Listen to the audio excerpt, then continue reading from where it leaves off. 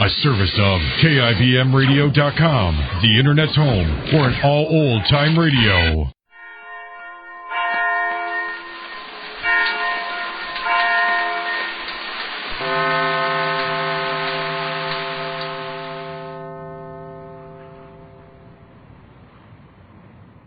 Well, while Jane and Mr. Ace are still in Arizona, Neal, Marge, and Betty are attempting to get sufficient evidence to warrant an official investigation of the real estate deal in which Mr. Ace lost his money.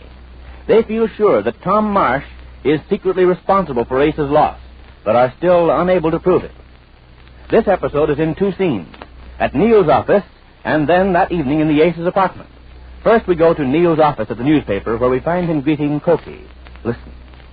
Oh, you're here at last, Cokie. I left a message at your rooming house a couple of hours ago. Yeah, I know. I got it right away. Why didn't you get here sooner? Well, I'd lost my G-Man badge. This one here. The one I got at the dime store. Well, look, Cokie. And you know where I found it at last? On my nightshirt. I forgot I wore it to bed last night. The nightshirt? No, the badge. You gotta be prepared night and day. All right, listen, Cokie.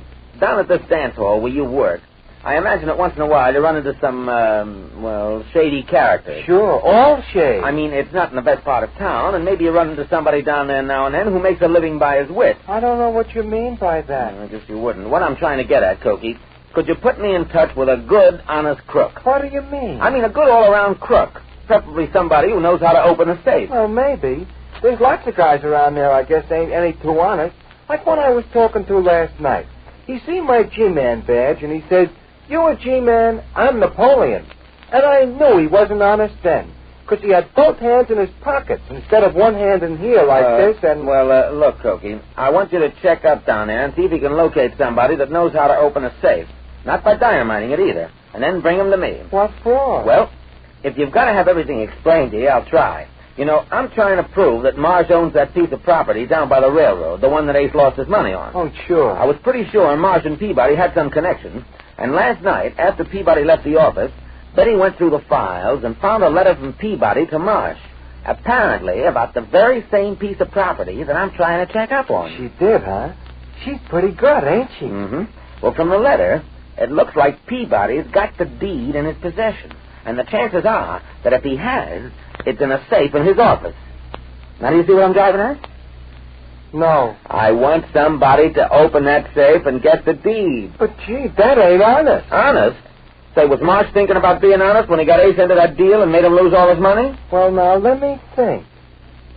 No, I guess not. You see, Cokie, if I can get that deed and prove that the property belongs to Marsh, we got all the evidence we need. There'll be an investigation. It'll be proven that Marsh, as a city alderman, was trying to make the city buy his own land for that building project, and the chances are 10 to 1 that Ace will get back the money that he lost on the deal. Gee, I sure hope All right, so. then. Now, I want somebody to get into that safe at Peabody's office and see if he can find the deed. And you're the guy to help me find somebody. Maybe it isn't honest, as you say, but it's the only way I can see to swing it. Now, how about it? Well, I'll look around. I got one guy in mind, that might be able to do it. All right. Now, you get hold of him and bring him out to the Ace's apartment tonight. Okay, Neal. I'll bring somebody. And be sure he knows how to open a safe. I wish we hadn't gotten into this, Neal. After all, opening somebody's safe is a serious thing. Yes, but you have to fight fire with fire, Marge. Yeah, you're right, Betty. Peabody's a crook, and it takes a crook to catch him. But taking something out of a safe, I don't know. I can have a photostatic copy made of the deed, for that matter, and put it back again. Peabody won't even need to know that it's been touched. Until the investigation breaks, of course. Well, I still wish there was some other way of doing it, though. Who is this man Cokie's going to bring, Neal? I don't know. He said he had somebody in mind. Hope he gets here soon. Oh, I forgot to tell you. I got a letter from Jane today. Oh, did you? How'd you like Arizona? Well, wait till I read it to you. It's right here. Wait a second. I suppose Ace is wondering why he doesn't hear from us, but I can't write him anything of what we're doing until I have something more definite. Listen to this. Oh, yeah, go on. Dear Marge, Betty, eccentric. Eccentric. If this letter arrives late, it's because I've had to go a long ways to mail it. A 3-hour ride to the post office on my old Mustang. She means Mustang, I'm after. Yeah, I get it. Ace thought she was learning to ride. Let me see. On my old Mustang. Oh, yes, here we are. There are so many things I want to write you about, I don't know where to start, so I will be brief. Mm-hmm. I haven't too much time anyway, because we're going out again on another trip to see the scenery pretty soon. That's all we do is look at the scenery. And you can't see much of it because there's so many mountains around. Here's a complaint for you. But listen to this. Jane hates complaints. And we also have a lot of shopping to do in town. We go shopping in town once every week, and I mustn't forget today to get what I forgot last week. I feel so silly without one, especially living out here among the cowboys. Well, what is it he wants to get? Oh, wait, this will kill you. Go ahead. I wanted to get a dog last week, but he wouldn't let me. A dog? I tried to explain to him about that old song where it says you have to get a long little doggy. But I couldn't find one that looked like it. But my mind's made up now, and I'm going to buy one if it's the last thing I do. I even spent all week thinking up a name for him, Fido. It took her a week to think that up, huh? Now, here's a serious thought. New paragraph. Yeah. I sure miss you all and wonder how you're all getting along with the meals and everything. I guess you miss my cooking. And even if it was hard work cooking for all of you, I'd rather be home on the range. Well, I gotta go now. Yours till I go home away from the cows. Jane. Home on the range. Well, Jane always was pretty much of a homebody. Yes, and she always got so much pleasure out of our house. She's marvelous. They won't it be grand if we can get Ace's money back and they can have their own home again? I should say, we've simply got to get the evidence on that, Mr. Marsh. Well, if we can just get that deed. Maybe this is Cokie with our safecracker now. You better let me go to the door, Marge. Okay. Oh, hello, Cokie. We've been wondering what was holding you up. Well, Humphrey here kind of wanted to back out. I had to coax him. Come on in, Humphrey. Oh, so this is the man you got? Yeah, his name's Humphrey. Humphrey, say hello to Marge Hale. Hello. And this is Betty Taylor. Say hello to her, Humphrey. And this here is Neal Williams. Say hello, Humphrey. Never mind. You're sure that this is the man I wanted, Cokie? Well, he's the best I could get on such short notice. If you don't want him, I could take him back and exchange Well, him. wait a minute. Let's talk to him anyway. Won't you sit down, Humphrey? And let me have your hat. No, I'll hang on to it. It'll be perfectly safe. He don't trust people much. He's had a very hard life, Humphrey has. Ain't you, Humphrey? I have. Well, we're sorry about that, of course. But what I want to know is, can he handle this job? Oh, sure. He can open a safe thing. Sure. You don't need to look at him that way, Betty. He won't hurt you. I find him distinctly repellent and utterly distasteful. Gee, she talks pretty. Don't she, Humphrey? If Humphrey doesn't mind my saying this, he doesn't look like I expected a professional safecracker to look. Well, he ain't a professional anymore. Oh, just an amateur, huh? No, he's reformed. See, he used to do it for a living, right along. Didn't you, Humphrey? Then he quit it, because he found out it wasn't honest. Oh, he finally found out. How long did it take him to find out? How long did it take you to find out, Humphrey? 10 years. 10 years? Yeah, I was 15, but I got 5 off for good behavior. So Humphrey ain't opened a safe since. But he still can. Oh, yeah, he still can. Can't you, Humphrey? I still can. Oh, well, look, Humphrey, I'll tell you what we want. Go on. Mm-hmm. This is a perfectly legitimate job in a way. Well, now listen to me. Yeah. All I want to do is to get a safe open, take a picture of a deed that's in it, and then put the deed back again. Can you do that, do you think? Sure, I can put it back again. Mm-hmm. I mean, can you open the safe? Oh, yeah. Well, he seems confident enough. Oh, yeah. You understand, Humphrey, there's no theft at all connected with it. No money's involved. There's no money? Of course, we'll pay you liberally. Say, $10. Is that enough? Or if you want more, I can go as high as 15. How about 5? No. When do you want to do the job? Tonight? Humphrey's ready any time, ain't you, Humphrey? I'm ready any time, as soon as I eat. Oh, you've got to eat before you work? Is that from habit? No, that's from hunger. Well, you do look sort of hungry at that. Yeah. I'll tell you what, we can find something for you to eat, I'm sure. Sure, we can't have you going hungry. Okay, take him out in the kitchen and find him a bite to eat. Well, there's the meat for sandwiches. You'll find it in the icebox. Sure. Come on, Humphrey, right out this way. We'll find something for you to eat. Sure. Well, I must say, that's the most appalling specimen of humanity I ever saw. He isn't much for looks, I'll admit, but maybe he'll serve our purpose. Oh, I don't feel right about it, Neal. I'd rather try to get the deed some other way than hiring a criminal to open a safe. Truthfully, I would too, but there doesn't seem to be any other way out. If we must hire a safecracker, can't we hire a more refined one? Now, there's a thought. What we need is a gentlemanly cook. But he's so uncouth. He's like a gorilla. I don't feel safe with him around. No, he's as harmless as a fly. And don't worry, with Cokie and me here... I left Humphrey out in the kitchen. He's going to make himself some sandwiches. Well, where'd you ever find him, Cokie? Oh, he kind of hangs around the dance hall.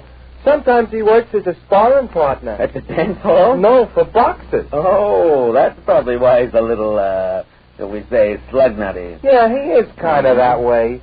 From being hit on the head so much. But he still can open a safe good. Well, regardless, I don't think we ought to let him do it. And I don't either. And besides, it's taking quite a chance. If he were caught at it, he might implicate us, and then we'd be in trouble. And anyway, I don't think he can open a safe. Oh, sure he can. He told me. He certainly doesn't look like it to me. Well, I don't doubt that he can open a safe, but I don't feel right about having him do it. Oh, excuse me. Oh, it's Humphrey. What's the matter, Humphrey? You ain't through eating yet, are you? Well, No. then what's wrong? Will somebody help me open this can of sardines? I told you he couldn't open a safe. Looks like you Well, it looks as if our friends will have to take another try at getting the evidence on Mr. Marsh. Just what their next attempt at securing evidence will be, we'll learn when next we meet the... Countdown for blast off. X minus 5, 4, 3, 2, X minus 1, fire.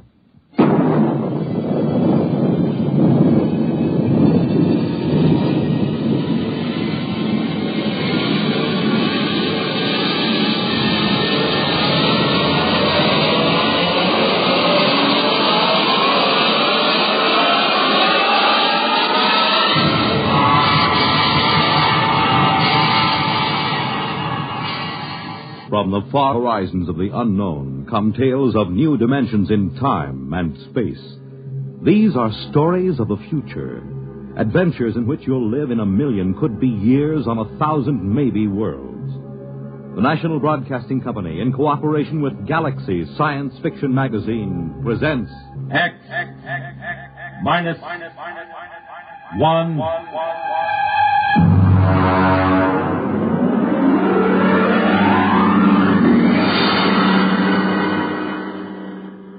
Tonight, The Native Problem by Robert Sheckley. But first, hear this. This is Marion Baker of Atlanta, Georgia. As a teacher, there is a problem that I feel quite acutely. I know most of you think I'm speaking of low salaries or inadequate school facilities. True, both of these situations should be remedied. But actually, what I would like to speak to you about is something which should be quite close to you as parents. Each day in your community, there are quite probably children who will miss valuable days in school simply because of preventable illnesses. It's all very easy to speak of the normal winter cold, but such things as hot breakfasts, good lunches, adequate clothing, and shoes can do more than any yet-to-be-discovered miracle drug in keeping our children warm and healthy and in class. Look into your school system this fall when your youngsters go back to school, but give equal consideration to the way in which you look after your children's needs.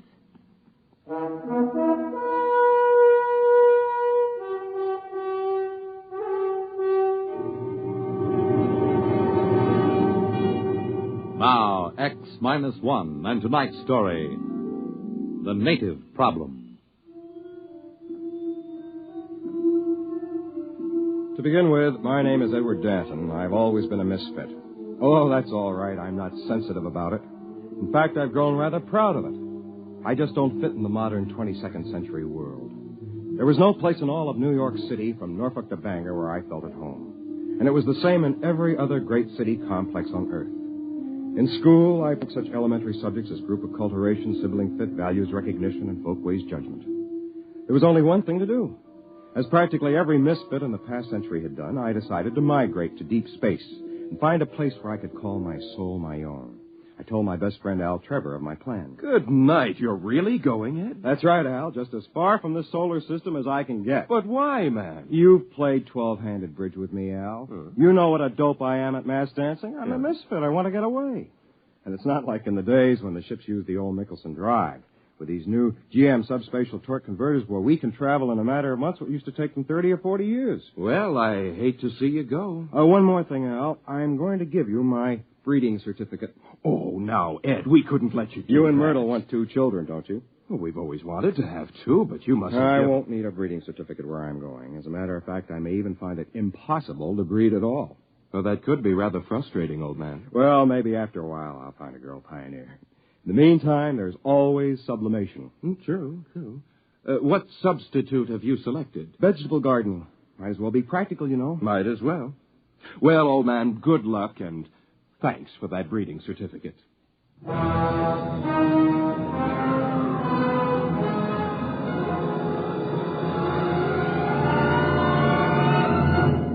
The next day, I took off for the stars on a government ship. The spot I picked was out in what they call the New Territories. The planet I finally settled for was ideal. A calm, watery place dotted with fertile islands, blessed with a mild, uniform climate, and absolutely uninhabited. When they left me there, I took formal possession and christened the place New Tahiti, for obvious reasons. At first, it was fine. I was busy exploring, growing vegetables, and building a shelter. After that, though, time began to drag. I had to do something. But what? I was marooned on this deserted planet, and it might be years before another Earthship would land here. And then, miraculously, it happened. A ship came out of the skies and headed for a landing on my own private island. It was an ancient Michelson drive job, battered and scored, but bearing a proud legend painted on its nose.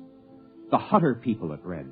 When the ship landed on the beach, I ran out to meet it, forgetting that I must have looked more like a naked savage than a fellow Earthman. Hey, there in the ship! Stop where you are! Welcome to New Tahiti. Boy, am I glad to see you folks. What's the latest news from... Stand back there. Take another step and I'll shoot. What, is something wrong? What's your name? Edward Danton. What's yours? Simeon Smith, military commander of the Hutter people. And this is Jedediah Franker, my second in command. How come you speak English, boy? Me? Why, I've always spoken English. Where are the others? Where are they hiding? There aren't any others. Just me. I see. Father, can't we come out now? No, get back in the ship, Anita. Then I'll watch from here. Say, she's pretty. Your daughter? Huh. What do you think, Simeon? It's what I expected. Ingratiating, fawning, undoubtedly treacherous. Yeah. His people won't show themselves, you notice? Probably waiting in ambush. I think an object lesson is in order. Right. Put the fear of civilization into them. Hey, don't point that gun at me. Father, no, he hasn't done anything yet. This way the others will know we mean business. It isn't right. Let him have it, Jedediah. No, wait! Hey! He's running for the woods. Shoot him, Jedediah. Okay. Shoot him. We've got to teach these savages who's boss.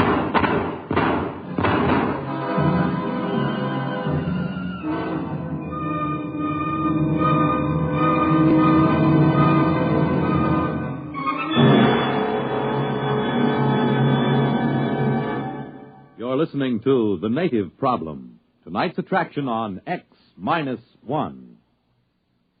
Friends, for as many years as any of us can remember, the sadness that polio has brought to so many homes has been almost unparalleled. But a greater sadness than this lies ahead for any who may from now on catch polio, because it may be due to carelessness. Vaccination against polio, the well-known Salk shots, is more than 75% effective. And it's due to such vaccination that there was a drop of 47% in polio cases last year. 5 million have had as much as one shot of the vaccine. And please remember that while the first and second shots are helpful, the third shot is necessary for maximum protection.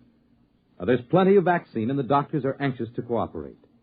Remember, the end of polio is at hand, but it takes 3 visits to the doctor to lick it. Can you afford not to go?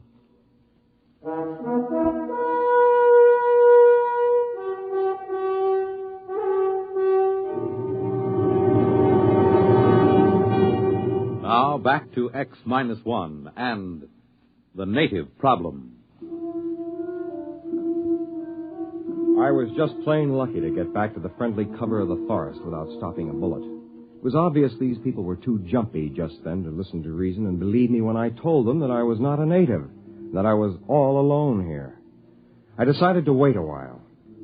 About dusk, I crept through the woods to get as near their ship as I could without being seen. They had come out of their ship. There were several dozen men and women, and a few children. They were grouped around a campfire eating. On the edges of the group were several armed men looking toward the woods with apprehension. I watched while their leader, Simeon, stepped into the circle of firelight to address them. I could hear everything he said plainly. Friends, we have come at last to our long-awaited home, our promised land. Behold, a land of milk and honey, a place of bounty and abundance.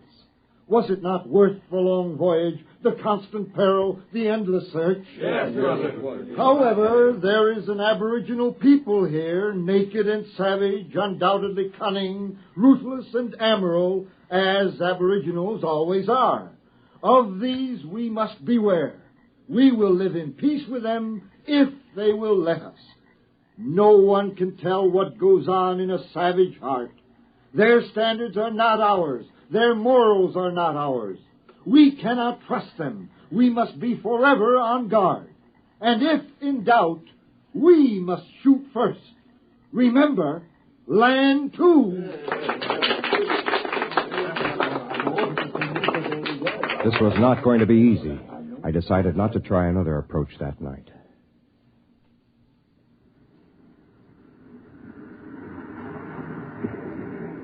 The next morning, as they were bustling about unloading their spaceship, I walked down to the beach and headed straight for them with my hands held out to show them that they were empty.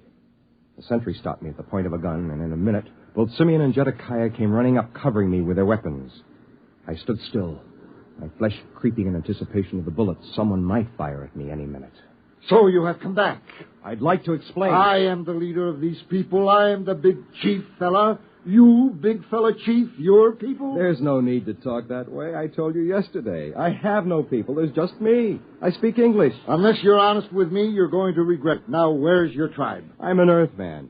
Are you deaf? Can't you tell by the way I talk? Now, listen, you. Excuse me, Simeon. I don't believe I have met your friend. Professor Baker, this savage here claims to be an Earthman. Oh? You are an Earthman? That's right. My name is Edward Danton. Only a few months ago, I left Earth on a spaceship. How was it powered? By a GM subspatial torque converter. What do you think, Professor? It's amazing. Truly amazing. His grasp of colloquial English bespeaks a fairly high level of intelligence, which points up a phenomenon frequently met with in savage societies, namely, an unusually well-developed power of mimicry. Our friend Dante, as his original uncorrupted name must have been, will probably be able to tell us many tribal legends and myths. Oh, come off it, Professor. I'm an Earthman. No, my poor friend, you are not. Obviously, you have met an Earthman. Some trader, I dare say, stopping for repairs. We saw signs that a spaceship once landed here, Professor. Oh, confirmation of my hypothesis. That was the government ship that dropped me off here. It is interesting to note how his almost plausible story lapses into myth at various crucial points. He claims this ship was powered by a GM subspatial torque converter. Now, this is a nonsense syllabification, since the only deep space drive is the Nicholson. He also claims that the journey from Earth was made in a matter of months, since his untutored mind cannot conceive of a journey lasting for years. Yet we know that no space drive, even theoretically, can reach here from Earth in less than 30 or 40 years. Then GM must have been developed after you left Earth. How long have you been gone? The Hutter ship left Earth 120 years ago. We are mostly fourth and fifth generation. Now, come on, Danta. Where's your tribe? Where are they hiding? This is preposterous. What can I do to convince you I'm from Earth? That's enough. We won't stand for backtalk from natives. Where are your people? There's only me. Maybe a taste of the black snake whip will loosen his tongue. Later, Jedekiah. His tribe will come around for handouts. Natives always do. Then let's put him to work. Danta, you can join that work gang over there unloading supplies. No, thanks. I'll go back. Chief said no back talk. Why are you natives always so bone lazy? You'll be paid as soon as we unload the beads and calico. Now get to work.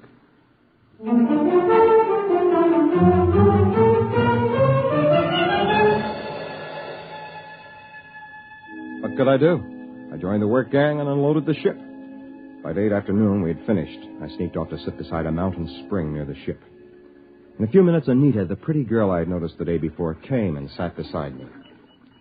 Hello, Dante. Oh. Anita, do you think I'm a native? What else can I think?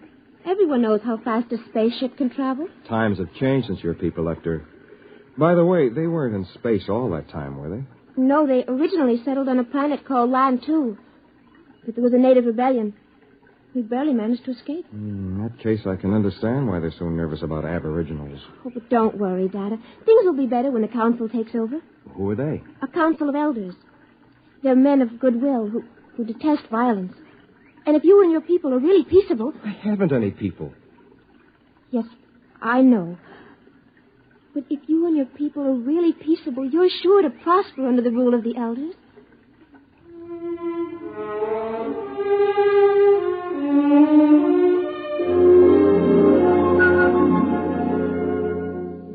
It was no use. I couldn't even convince her. But as we sat together and talked, I began to forget my problems. I was enchanted by her. And I think she liked me, too. After a while, as though it were the most natural thing in the world, she was in my arms, and I was kissing her. What's going on here? Oh, Jedediah. You're a disgrace to your people. Are you out of your mind, girl? You can't mess around with a dirty native and keep your self-respect. Now, just a minute, you... Shut up! As for you, you've got to learn something and learn it good. Natives don't fool around with hotter women. I'm going to impress that little lesson on you right here and now. Jedediah, don't! I've had enough from you. Martha, you struck him. He tried to hit me first. Get up, Jedediah. You're not hurt. Oh, jaw. Help! Help! The natives are revolting! Help! Well, that did it. People began to shout and run all over the place. Anita tried to calm them down, but it was no use. I took to the brush just before they turned a machine gun on me. And all that night I hid, while armed parties went crashing through the woods, shouting and firing at shadows. It was a nightmare. There goes one. Quick! They're behind us. Turn the machine gun. Got him! No, they got away. Look there in the trees. Fire, man, fire!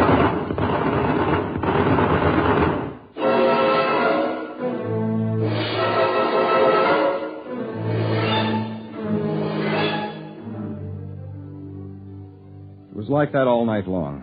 By morning, I was exhausted, and so were they. I hid in the jungle and waited. I don't know what for. And then, along about the middle of the day, I saw Anita. I thought she was alone at first, and I knew she was looking for me. I stepped out in the trail in front of her. Oh, it's you, Dante. Anita, There are men back there. It's all right. They won't harm you. They came to guard me. Dante, are you all right? Guard you from me? They don't know you as I do. At the council meeting today, I told them the truth. You did? I told them the fight wasn't your fault. I told them you were only defending yourself. And Jedediah lied. No pack of natives attacked him. It was only you. And I told them this. At last. Did they believe you? Oh, yes. I explained that the native attack came later. Native attack? Now, look, there wasn't any attack, Anita. There couldn't be. There aren't any natives.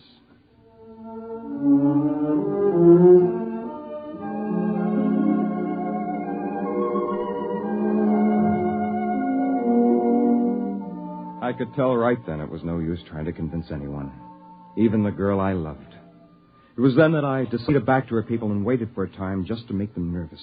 Then the next morning I came striding into the middle of the Hutter camp. Oh, one step more and I'll kill you. I want to see Simeon. All right, Jedediah, I'll take over.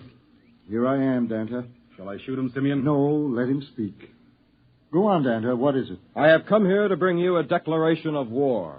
What? I'll kill him now. What is it? What happened? Oh, Danta, what is it? It's war. But I begged with you to bring peace to your people. They wouldn't listen. It's war. All the tribes are gathering from every outlying island. How many are there? Many thousands, 50 or 60. We will fight to the death. Danta, wait. Surely we can reach an agreement. Why shed all this blood? There is a way. I thought so. What do you want? Equal rights. Yes. What else? That is all. Except, naturally, an alliance between the ruling clan of the Hutters and the ruling clan of New Tahiti.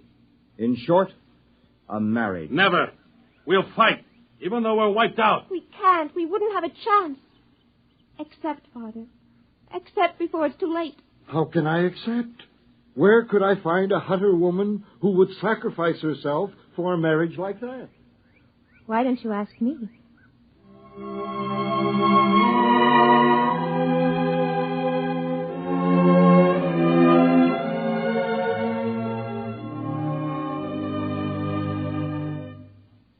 So it came about.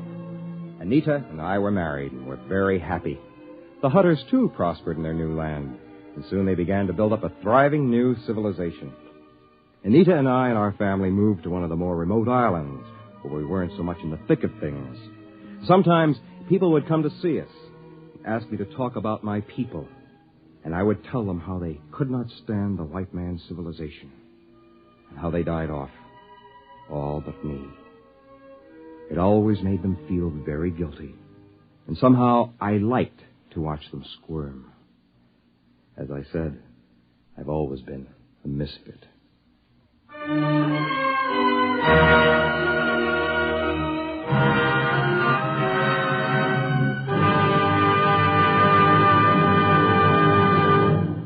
Fred Collins again. I'll have another word about X-1 in a moment.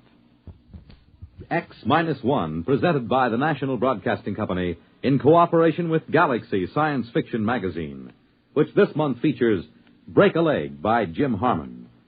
The man worthwhile couldn't be allowed to smile. If he ever laughed at himself, the entire ship and crew were as good as dead. Read it in Galaxy Magazine on your newsstand today. X-1 has brought you The Native Problem, a story written by Robert Sheckley and adapted for radio by William Welch. Featured in the cast were John Thomas, Joseph Boland, James Dukas, Ellen Muir, Charles Webster, and Alan Bergman. Your announcer, Fred Collins. X-1 was an NBC Radio Network production.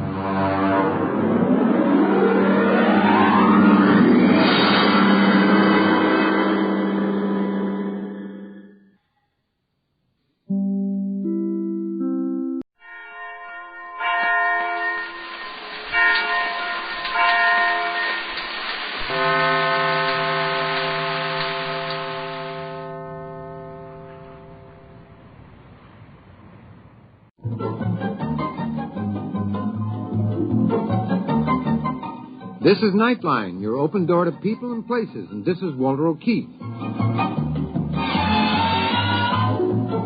Nightline invites you to listen in on NBC's award-winning science fiction series, X-1.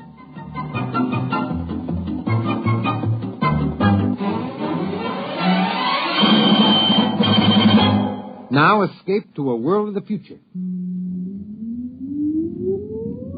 Countdown for blast off. X-5, 4, 3, 2, X-1, fire.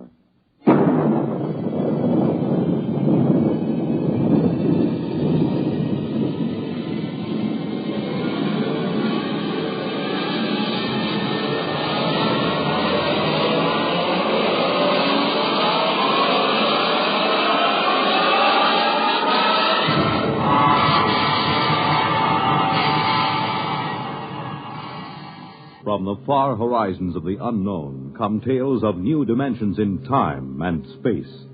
These are stories of the future, adventures in which you'll live in a million, could be years, on 1,000 maybe worlds. The National Broadcasting Company, in cooperation with Galaxy Science Fiction Magazine, presents X-1.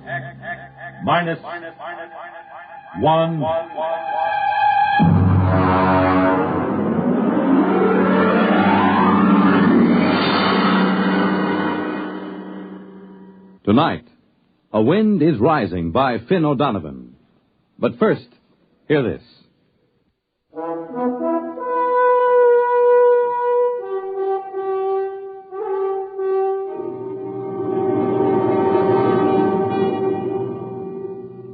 Now, X-1.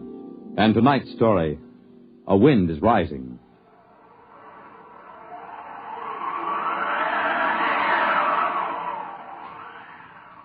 I'd only been on Corella for 8 months.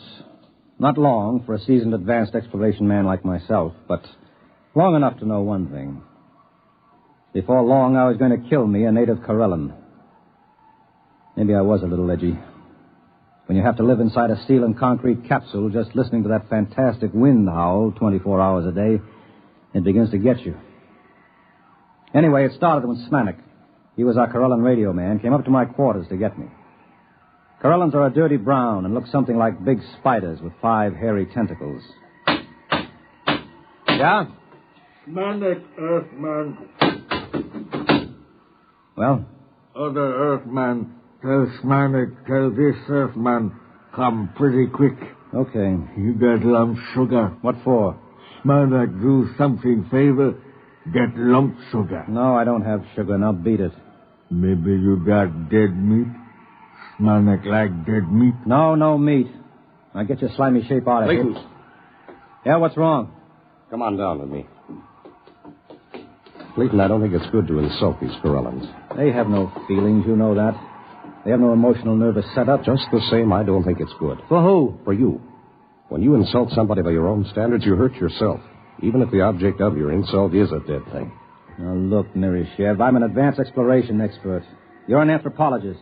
You stick to your stuff, and I'll stick to mine. Sorry. Now, what's the fuss about? The water faucet. What about it? It isn't running. What? I pounded it and put a probe in. It must be blocked out at the storage tank. How could it be blocked out there? I don't know. Maybe the wind rolled a boulder at it. More likely one of those spiders like Smanik was fiddling with it. The natives have been told not to tamper with the water line. They don't like us. They might. I thought you said they were incapable of feeling like or dislike or any emotion. I did. I know they can't feel, but still somehow I get the sensation that they resent us. I'm glad we've only got one of them inside the station. Well, regardless of that, we can't live with our water supply cut off. Oh, listen to that wind. It'll be murder out there. I'll go. It's my turn. You wouldn't know what to do if you got there. It seems quite simple. Well, come to think of it, it could be a two-man job if there's a boulder. The wind gauge reads 82 miles an hour. Just a light breeze on Corella. Maybe we ought to wait till it drops a little. Let's ask the gink. Why do we take him along? The gink? He knows the terrain, and like all his kind, he's a fantastic sailor. But they take those woven land boats out in 100-mile winds with no qualms at all. The Brute, 14 tons, and it has a diesel engine. We don't need any sailors. If we have to use a steadying sail, I can handle it as well as any Spider-Man. Just a suggestion. Well, you stick to anthropology. And open the locks, and we'll get the Brute out. We'll need Smanik to close the locks after us. Smanik? Earthman, call. Clayton and I are going out in the heavy land car.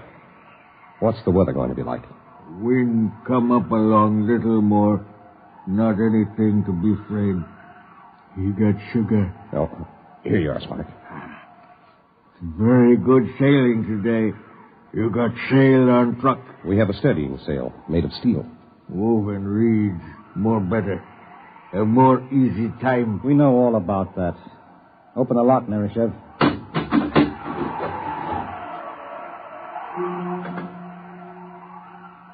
The Brute, as we called it, was armored like a tank and streamlined.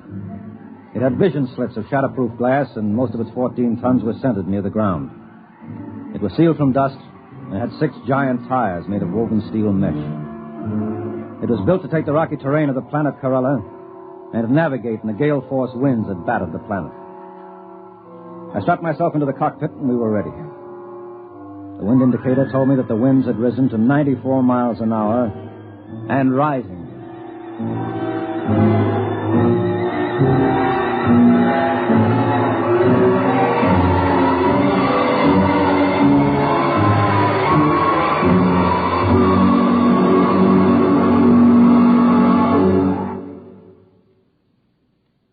You're listening to A Wind is Rising, tonight's attraction on X-1.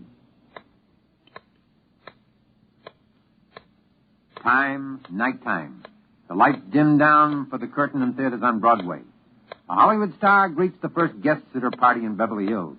In Chicago, the police plan to close the ring on a band of desperate criminals. At a world-famous circus in Paris, France, the star trapeze artist climbs to a precarious perch high over the center ring. In a Las Vegas nightclub, a hush falls over the tables as one of the great singing stars of our time steps out onto the stage. And in New York's Radio City, the studio warning light flashes stand by. Nightline is about to go on the air, taking you to wherever in the country, wherever in the world, exciting things are happening at night, to make you more than a spectator, to make you a participant in these events. This is Walter O'Keefe, inviting you to join us on Nightline, your line to exciting entertainment at night, every Monday through Thursday night over most of these NBC stations.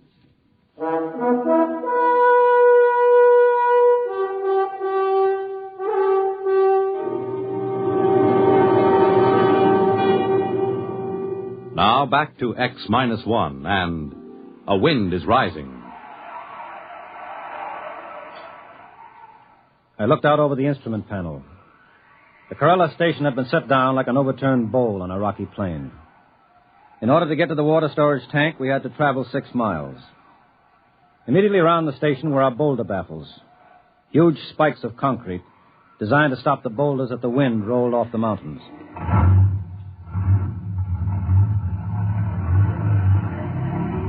I shoved the brute into gear, and we were on our way. Hang on, Nereshev. Here we go. The wind is up to 97. Do you suppose we're in for a storm? The gink said it was fine sailing weather. For a Corellan, maybe. Well, this baby can take it. You see the pipeline yet?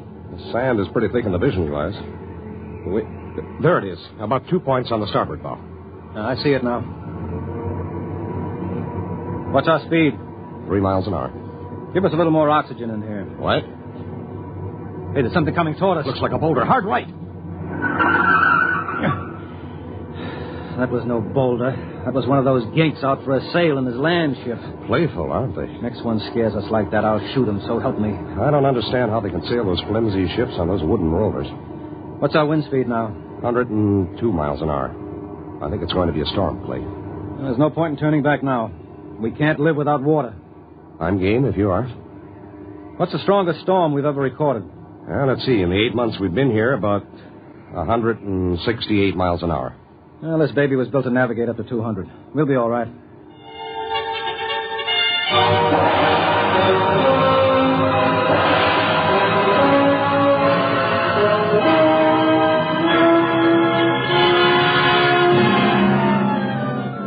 We had had 2 storms on Corella since Earthmen had been there. The first one had almost wiped out the station. That's why the boulder traps were built. The second one had leveled an entire mountain range on the other end of the plain. By the time we reached the water storage tanks, the wind was up to 113 miles an hour.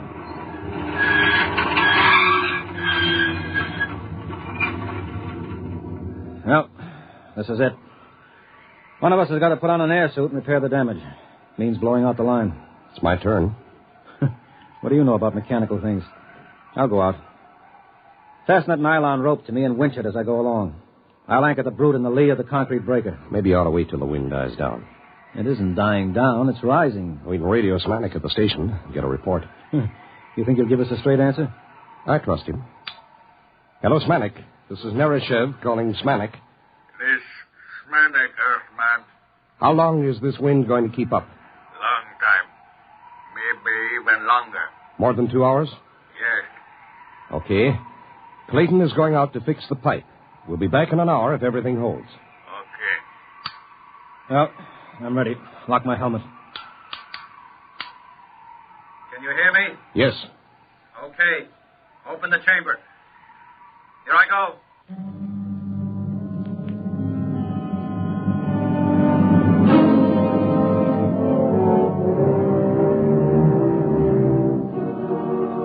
Outside, the wind thundered and roared like breaking surf. Once I was almost blown free, but the line held. By the time I crawled back into the ship, I'd cleared the water lines, but my suit was shredded and my air extractor was clogged with dust.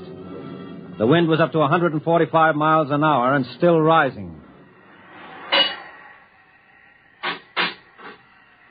You all right? Yeah. All right, let's get this thing going. It's starting to shiver in the wind. Right.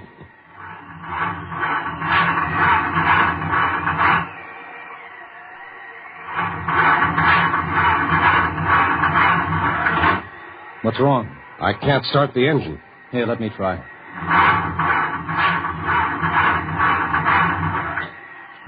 Sand. Sand in the bearings, in the injectors, every place. She'll never start. Good grief. Well, we'll have to sail her back. What? I said we'll have to sail her back. At wind speeds like this? It'll be like sailing a little dinghy across the Atlantic in a gale. Well, what else can we do? We'll put out the auxiliary anchor and ride it out. No. One good boulder and we'd be goners. Come on, raise the sail. Okay.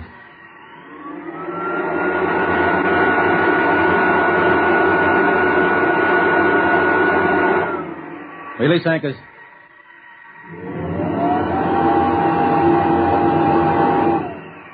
Hang on. Here we go.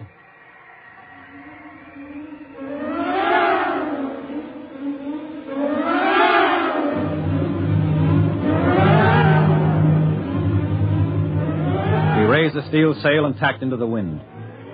Shoved by a wind that had now reached 175 miles an hour, the 14-ton brute soon picked up to a speed of 40 miles an hour. Even reached down and heeled over, I couldn't hold her. And I had to winch out the steel main sheet to straighten her up. Then it began to happen. The thing we feared the most.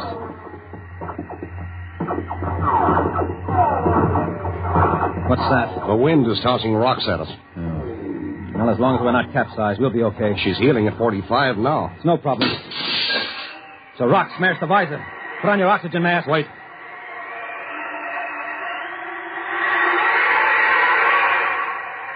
Man, she's boiling along now, 75 miles an hour. Cleve, there's a boulder coming. Down the mountain. I can't head her up. Get off. No use, I'll have to drive. You can't. Hang on! Wait, mistress. That boulder's as big as a city block. You're headed for the cliffs. Winch in the sheet again. We'll head up toward the station. No, it's no use. I can't head her up. We'll have to run with the wind. You can't run far. The cliffs are dead ahead. Let's drag the emergency anchor. Maybe it'll slow us down. Suppose it plows. Worry about that later. Drag it.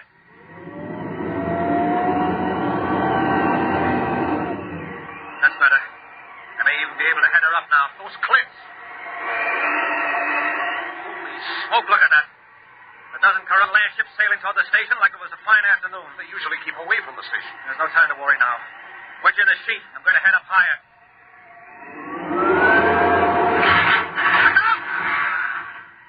What was that? Boulder. Snapped the mast off. Holy mother. We're being blown toward the cliffs. Is that land anchor out? Yes. Oh, pray it'll foul and hold us. Pray. Oh, Father, what? We're fouled. Yeah. And it's holding. Now if it'll just bite in. I think we're anchored. But listen to those boulders. We won't last 10 minutes anchored here. Move over. Why? I'm going to try the diesel again. I don't know, maybe it's a long shot, but maybe.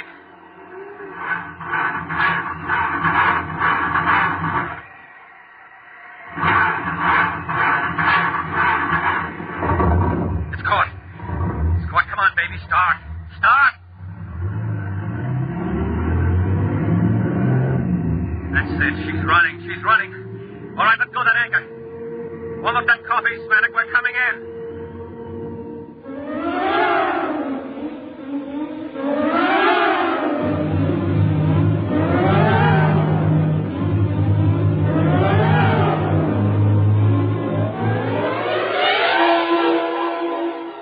Somehow the engine coughed and spit us back to the station. The boulder defense was completely flattened, and one side of the capsule was dented by a huge rock. But otherwise it was still holding. The winds were up to 212 miles an hour at the time. A dozen Corellan land ships were moored by their long vines on the lee side of the station, and more ships were coming in every minute. We slid into the tube and entered the capsule. Welcome, Earthmen. You have nice sail. Shut up, you crummy gink. Earthmen not pleased. You told us the weather would hold. Old Corellan saying, one can predict weather, but not do something about it. Very true. Yeah. We almost died out there. You wouldn't have been planning anything like that, would you? Smanik no understand. No? Well, do you understand this? Now get out of here. Get out before I blow your ugly head off with this gun. Very difficult for Smanik to be without head. Impossible to eat sugar or dead meat for almost 3 weeks before new head grow. Smanik join his people now for summer festival. Now you do that. Pronto. Wait a minute, Smanik. Did you say summer festival? Oh, yes. Ancient Corellan festival. When summer ends, we go sail away to caverns in far west. Caverns? Yes. We live in caverns for 3 months. In that way, we have safety. Safety? From what? From winds. After summer is over, come winter storms. First storm of year about to start any moment now. About to start? What do you call what we've been having? The wind is 238 miles an hour right now. The brute's ruined, the boulder defense is leveled, the foundations are cracked. Very regrettable. Perhaps you like to come stay with us in caverns. Bring sugar. Impossible. We need oxygen, food, our own water. Very regrettable indeed. Well, maybe you don't stay and colonize our planet after all. Yes. Really big wind starting to rise now. Smanak go. Goodbye, Smanak. Thanks for your help. Smanak do favor. Glad to help. You got sugar?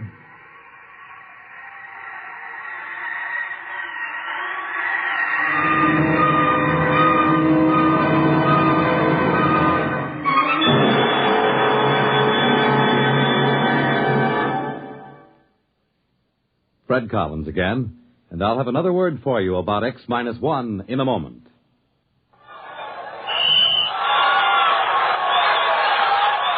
If that's the game you're missing because of a mean cold, here's something you should know. Every second someone takes it for the miseries of a cold. Millions more take bromoquinine. Every second someone takes it for the miseries of a cold. Bromoquinine. More people have taken more bromoquinine cold tablets for more complete relief than any other cold tablet ever sold. You could take aspirin or other single-action cold remedies all day and not get bromoquinine's more complete relief, even for virus colds. Bromoquinine works to relieve stuffy nose, body aches, fever, irregularity, the blues, and headache. More complete relief, because bromoquinine is the only cold tablet sold with wonder-working quinine and 5 other medicines, health-fortified with vitamin C. Remember, every second someone takes it for the miseries of a cold. Millions more take bromoquinine. Get bromoquinine brand cold tablets. You have just heard X-1, presented by the National Broadcasting Company in cooperation with Galaxy Science Fiction Magazine, which this month features Finn O'Donovan's story, Gray Flannel Armor, which makes you wonder if knights would have been still more bold in days of old if they'd had transistor amulets. Galaxy Magazine, on your newsstand today. X-1 has brought you A Wind is Rising, a story from the pages of Galaxy, written by Finn O'Donovan and adapted for radio by George Lefferts. Featured in our cast were Les Damon as Clayton, Bert Cowlin as Nerishev, and William Griffiths as Smanik. This is Fred Collins. X-1 was directed by George Voutsas and is an NBC Radio Network production.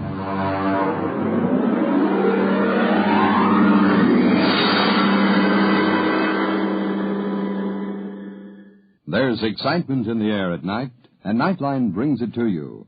Hear Nightline with Walter O'Keefe, next on most of these NBC stations.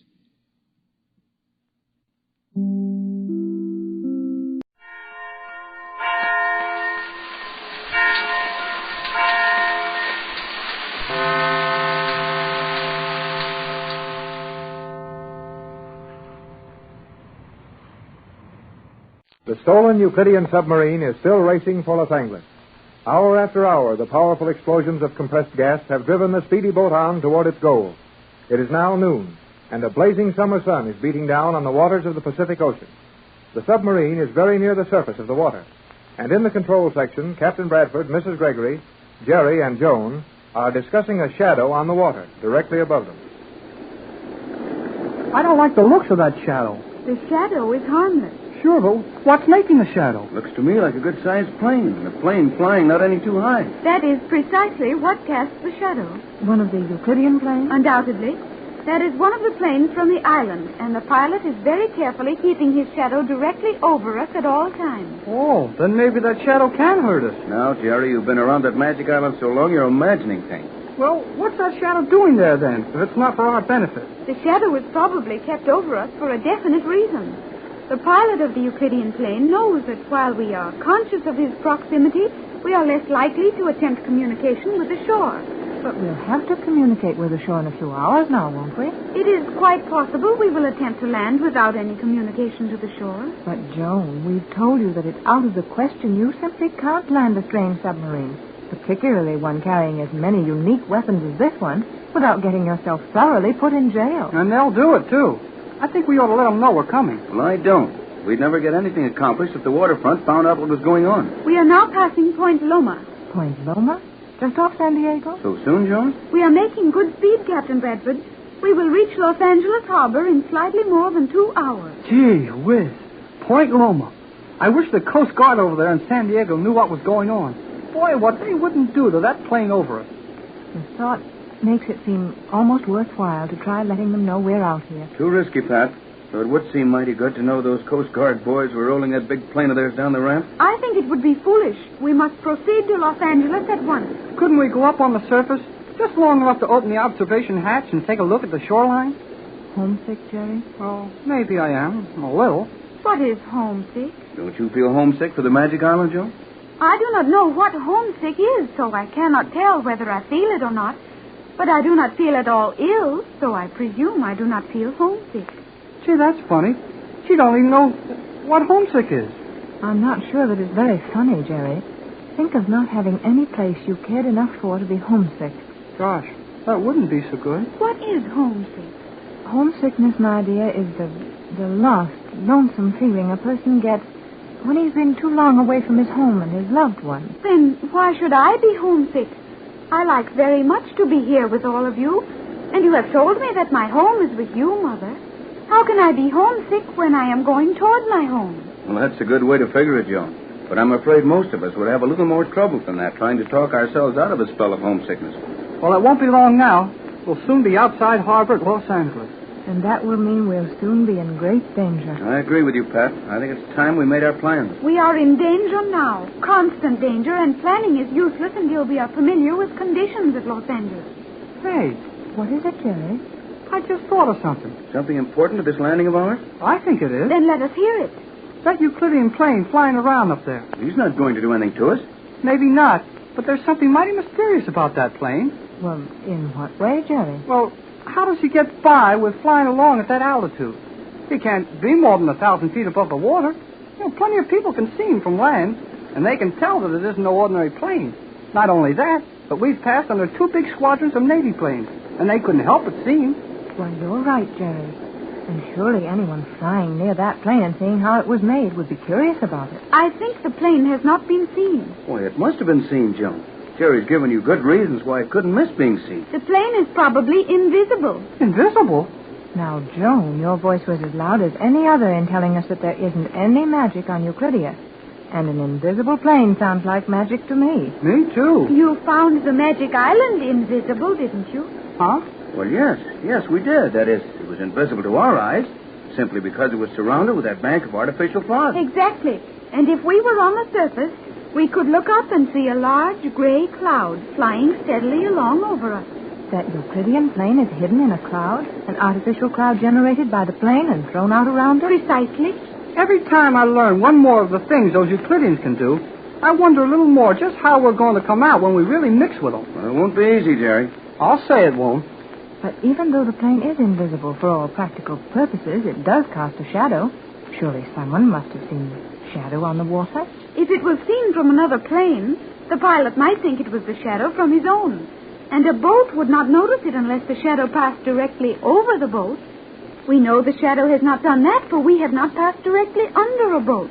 Then, barring some unusual and unlikely accident, that plane will have no trouble following us right into the harbor. It looks that way, Pat. Boy, there'd sure be something doing inside that plane if another pilot took a notion to fly through there. That would be unfortunate. At least that, my dear. I think we'd better stop speculating as to what might happen to somebody else if they flew into a cloud. and start figuring what's liable to happen to us when we get into port. Well, we can't figure anything until we get there, can we? That is correct, Jerry. Planning would be useless without knowledge of local conditions at our destination. But how are we going to land, Joan? I have told you, Mother.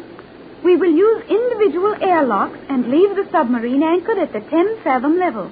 We're going to unload from this barge 60 feet below the water level and walk into the harbor? That is the general idea. It don't sound any too good to me. Well, Joan must know what she's talking about, Jerry, or she wouldn't suggest such a thing. Well, I haven't heard enough of the story to make it sound right. You have given me little opportunity of telling you anything. But what about all the hours we just sat here and hung on while we plowed up most of the Pacific Ocean? Well, Joan has been mighty busy all the time, Jerry.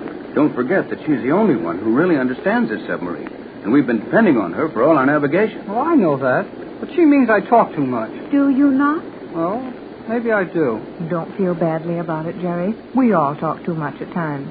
And I agree with you that now is the time to make what decisions we can about our landing at home. Joan is absolutely right when she says that we must leave the sub submerged, safely beyond the harbor, and safely below any possible accidental discovery from the surface. Correct, Captain. And as I understand it, you know exactly how to get us safely from that submarine to the surface of the water and then into the harbor? I will see that we float safely on the surface of the water. You will be responsible for our landing in the harbor. I knew there was a catch in this somewhere. Now, Jerry. Oh, sorry. Joan, dear, do you realize that we will probably be anchored out too far to swim in comfortably? And that there's no way to arrange for anyone to meet us unless we send them a radio message. We may have to use the radio as a last resort. And that will let the Euclideans know exactly where we've anchored this sub. Well, what do we care if they get the boat? Just so we get out of it first. I'd like to be able to dry dock this boat, let our Navy men take it apart. They might learn a lot of things that the governments of the world should know. I think we will be able to lay our plans when the time comes. For the moment, I have a far greater problem facing me. What's that? This submarine is no longer swaying around. The stern is perfectly stable. I noticed that. So did I, but I thought it was purely accidental. I like it. Is there more to it, Joan? I believe there is. We are being held on our course. Held on our course? From some outside source of power? It would appear so. But what kind of power could do that? I fear I know the answer. You fear you know the answer? Yes, Mother. But I will withhold it until I am certain. Well, now, look here, Joan. We're not children, any of us. If you know something we will have to find out eventually, why not tell us now? Perhaps we can help you work it out. Sure. Everything that's happened to us so far has come out all right. I think the men are right here. What is it? We are rapidly losing our forward speed. We're slowing up? Observe the speed as indicated on the instrument. Well, it seems that we're only making 35 knots now, and the needle is gradually dropping off. Precisely. Are we running out of fuel, Joan? Definitely no. Then what's holding us back? You have hit it very accurately, Jerry. We are being held back. But that doesn't make sense, Joan. What could hold this submarine back? Magnetism? Magnetism. That sounds like another trick of the Euclideans. Without doubt, it is the work of G47 and his scientists. But how could they reach us? Joan, look. That speed indicator has fallen off to 30 knots. It will not fall below that speed, I think. You seem quite certain what is taking place, Joan. I am almost sure. One moment more, and I will know. One moment. Is something going to happen to us? Nothing more than is happening now. Captain Bradford, you are a navigator. Will you look at my compass? Why, sure, Joan, but... Oh. Huh? What'd you see, Tex? This compass is pointing due south, and we're running due north. Every instrument on this board is paralyzed, and every needle that is near enough the horizontal to swing free is pointing south. The Euclideans are using magnetism on us. They're sending out magnetic beams from that island to hold us back. I don't believe it. Even on the Magic Island, they haven't got strong enough magnetic powers for that.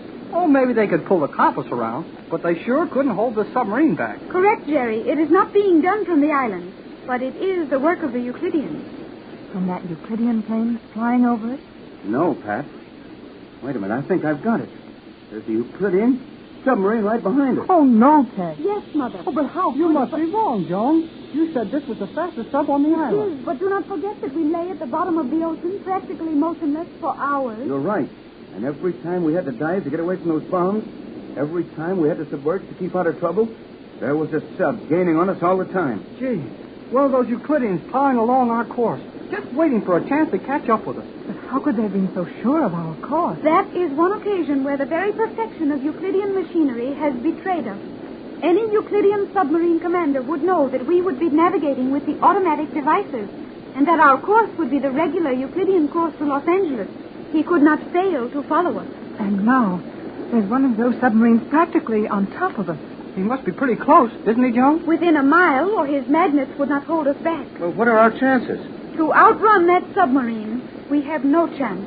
But he will never shorten the distance between us. Well, that's all right here. But when we get to Los Angeles, what then? Yes, Joan, what then? We can't possibly get out of this submarine and escape during the few minutes it will take him to catch up with us after we stop. Well, I don't see what we can do about it.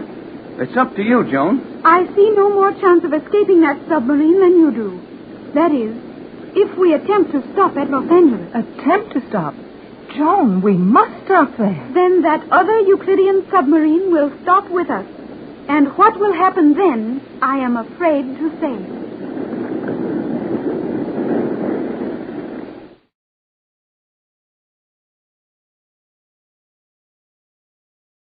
The Euclidean submarine carrying Mrs. Gregory, Tex Bradford, Jerry, and Joan is within 100 miles of Los Angeles. Less than 100 miles from home, and a new danger threatens them. They are losing speed. Joan has figured out that another submarine directly behind them is holding them back with magnets. This makes the end of their journey more hopeless than the beginning, as it would certainly be too bad if the Euclideans captured Mrs. Gregory and her party so near home. Jerry and Joan, the captain, and Mrs. Gregory are in the central control section of the submarine, watching the speed indicator. Well, I guess you're right, Joan. We can't make over 30 knots anymore. I know I am right. But are you sure it's another submarine that's holding us back, Joan? Well, we're certainly being held back. I don't know what else it could be. It is another Euclidean submarine. And as all other boats are much slower than this one, it must be well commanded. Hey, Joan, our girlfriend. Girlfriend? Yeah, you know. That Euclidean girl submarine commander? I think not. But it might be, dear. You said she was the finest submarine commander on the Magic Islands. Yes, and they'd send their best out on a job like this, wouldn't they? Yes, except for the fact that the commander who befriended us may be under suspicion. You mean suspicion of having helped us? Exactly. Gee, I'm sorry for her if old G-47 got any idea she'd try to help us a little. Is there any way of finding out who is in command of that submarine? Only radio communication, Mother, and it would do us no good. No, nothing to be gained there. Unless we could find out how many of their scientists are on board. You mean so we could have a better idea of what we're going to be up against when we get to Los Angeles? Well, something like that, Jerry. I thought I might get an idea as to what they're most likely to do if I could find out who's on that boat. That would make very little, if any, difference. The Euclideans are so well versed in all sciences that any of them could perform what tasks might be necessary to interfere with our landing. And now, with that submarine so near at hand, we're not at all sure of landing. We will land, but it will not be as simple a process as I had thought. I don't see any chance of landing at all. I'll bet we can figure out some way, Jerry. We haven't come over 4,000 miles in this submarine to give up that easy when we get to the end of our trip. I don't see any hope of doing anything. We will think of some plan before we approach the harbor. But those men, or whoever is back there in that other submarine, aren't just sitting around idly. They're planning, too. Naturally. But we have an advantage over them. I can't see it. We may plan to do as we please, and may execute our plans on the spur of the moment. Our pursuers will find it necessary to forestall our plans, and that is most difficult. You're right there, Joan. It's always a lot easier to think when your whole job is getting away from something than when you have to figure what the other fellow's going to do and stop you.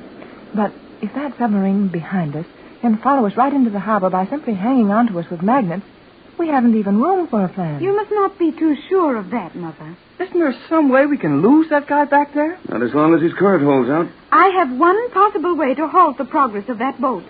But I do not want to use it except as a last resort. It seems to me that we're not far from a last resort. Yeah, and if you know any way to get rid of that fella, this looks like a swell time to do it. I do not think the emergency is great enough. Well, you know best about this equipment, Joan. But I'd say we didn't have any great amount of time to waste. We're nearly to Los Angeles, Joan. We'll have to act very rapidly to get away from that boat with any margin of safety. That is true. But it might be very dangerous to lose them too quickly. I don't see why. If you're trying to get away from somebody, the sooner the better. What if you escaped from them early enough to afford them the opportunity of making additional plans to recapture you? Huh? You mean that if we succeeded in losing our pursuers now, it would only give them another chance to catch us? Precisely. Well, I can understand that all right. Your idea is correct, Joan, providing we can stop them at the proper time. That is, of course, our problem. What do you propose to do, Joan? Use our magnetic bombs on that other submarine and hold it motionless for a period of time sufficient to allow us to escape from this boat to the surface. Magnetic bomb? The same kind of bombs the Euclidean plane dropped on us? Exactly the same type of bomb. But, Joan, do we have any of those bombs? To be sure, Mother. I have told you this submarine is fully equipped. Well, I certainly don't see anything that looks like a supply of bombs. Oh, never mind, Tex. They're probably just a lot of little pills like those big dinners we've been eating. How large are those magnetic bombs, Joan? Approximately 1 cubic inch. 1 inch? Gee whiz. A bomb 1 inch square will hold a submarine still in the water? If the bomb is placed near enough to the boat, certainly. Golly, where are those things? I will show you when the time comes to use them. And how will we know when that time has come, dear? Yes, Joan, we'd better know exactly what your plan is. And if, well, we have to act quickly, we won't be in the dark as to what we're supposed to be doing. That submarine will not gain on us. They must remain at a distance of approximately 1 mile. That will give us ample protection when we enter the harbor. You're going to wait till we get into the harbor to turn those bombs loose? That might be dangerous to other shipping, Joan. We don't want to excite a lot of suspicion as to our movement. In that event, we will release our bombs at an appointed place outside the harbor. That other submarine will be held powerless at that point for a sufficient length of time to permit us to escape. I think you're right, Joan. The longer we wait, the more chance we'll have of holding that boat powerless. At the time, our safety will depend on the fact that it is powerless. I guess that part of it's all right. But how about the men on the other boat having a little sense of their own? What do you mean, Jerry? Well, those fellows back there in that other boat aren't asleep. They'll soon figure out what we're going to do. Naturally they will. All right, then. What's going to stop them? Stop them? What do you refer to? Well, they've got some of those magnetic bombs, haven't they? Naturally. Then why can't they hold our boat powerless? Just as easy as we can hold theirs. I wanted to ask that same thing, Jerry, but the rest of you have left me so far behind in all these technicalities that I was ashamed to ask. Well, you needn't be, Pat. I can't see it any better than Jerry does. Those bombs will work both ways, won't they? To be sure. The action of the bombs is identical from either ship. But the fact that those bombs are magnetic, that their contact is strongly magnetic, is our best protection. Well, I still don't see it. That other submarine is now sending out a magnetic beam, which is retarding our speed and allowing them to cling to our course. That is understood? Oh, sure, we know that. It's the action of the bombs that puzzles us, Joan. The action of the bombs, as bombs, has nothing to do with it. They are merely small cubes of a highly compressed substance which will form a powerful magnetic field when released in salt water. But those bombs cannot be fired through the water for any appreciable distance. Oh, now I'm beginning to get it. They couldn't possibly shoot those bombs far enough ahead to catch us. But we could drop them on our course for the other boat to run into. Gee, that's simple, isn't it? Most things are very simple, Jerry, after we understand them. That is not all. Once we release a bomb, their magnetic beam will pull it directly to them at a terrific speed, and they will be held motionless almost instantly. Well, you're right. That beam would pull the bomb to them. And more than that, it would prevent them sending a bomb after us. Then let's turn one of those bombs loose right now. No, Jerry. Why not, Joan? We're getting closer to Los Angeles all the time. I should think our best move would be lose that other submarine as soon as possible. It would seem so, Mother, but for one thing. Well, what's that? The effect of the bomb would hardly last until we reach the harbor. Oh, and that sub could take right out after us again, huh? That's it, son, and Joan's right. The thing to do is to wait until we're nearly ready to anchor. Then release one of the bombs. And the magnetism is sure to hold the other boat powerless long enough to give us a chance to land. Precisely, Captain Bradford. Oh, I can understand that all right. But it seems as if we're taking the enemy dangerously near to our camp. Well, I guess that's about the best thing to do, though, Mrs. Gregory. At least we're going to be sure where he is if we've got him pinned down the water with one of those bombs. Yes, in the meantime, though, we'd better be making some plans to get out of our own submarine and safely onto the land. What would you suggest, Joan? I think the captain should take charge of that. You are all more familiar with your resources than I am. You're right, Joan. It's up to us on this end. We sure used you enough on that island. Well, we'll get ashore if Joan knows how to get to the surface from this thing. I will attend to that. Well, what can you do about landing us, Tex? Well, I don't know yet. Joan, is there any objection to our using the radio now? I think we could do no harm by using it, though the submarine following us will receive all messages we send. But can we use it with that magnetic beam hanging onto it? Transmission will be difficult. We'll have to try it. There's no other way we can reach Johnson. Well, what can we tell Johnson after we do reach him? You said you didn't want the story about this sub and the one following us to get nosed around yet. I think I can do it with a code message. Remember, Captain Bradford, that it will be dangerous to state a meeting place with Johnson. Your arrangements will undoubtedly be overheard by the other submarine and by Thales or some other Euclidean agent on the mainland. Tex, how about one of our old courses? The airline charts we made when we were training pigeons and testing directional radio beams. Just what I had in mind, Pat. You mean Johnson knows those courses so well, you wouldn't have to give out any information to tell him where to meet us? Right, Jerry. That would be the solution to our problem. How far out do you think we should anchor, Joan? At least 5 miles. Boy, that's a long swim. You're not going to swim, and you know it, Jerry. Well, I hope not. But maybe there's something I thought of the rest of you forgot all about. What's that, son? Well, we're going to have to toss magnetic bombs around outside the harbor to hold this other boat still, aren't we? I know of no other way to ensure our safety. Then it looks to me like we're going to get caught by that same magnetism when a rescue boat comes out to meet us. Tex, Jerry's right. That had occurred to me. It occurred to me, too, and I think I know the answer. What, Tex? We'll tell Johnson to bring out a sailboat and to leave everything metallic off of it. Is it possible to get that information to Mr. Johnson without informing the scientists in the other submarine of your plan? We'll have to try it, Joan. We haven't many choices left. Hey, Joan, is it all right to use the radio now? I will make the necessary adjustments and use a narrow directional beam. If your code is difficult enough, Captain, we may have a period of comparative safety while the Euclideans decipher it, though they are masters of that art also. Those guys didn't miss a thing, did they? Well, this code is really so simple that it isn't a code at all, just a prearranged set of signals. I doubt if anyone could ever figure them out. That is well. Is the radio ready now, Joan? The transmission beam is set on 3 meters. You may proceed. J24Y to J12C. J24Y to J12C. J24Y to J12C. I hope we can raise Johnson quickly. Oh, he might be taking time out for something to eat. I would not be too impatient about your arrangements. Why not? It is daylight now. We may find it advisable to cruise outside the harbor until after dark. By George, Joan, you're right. It would be a lot more simple for Johnson to pick us up safely after dark. But if we cruise around waiting for darkness, what's to prevent that other submarine sending radio messages to Thales and interfering with our plans? Yeah. Say, that wouldn't be so good. They will not be able to use their radio from the other boat and hold us with their magnetic beam at the same time.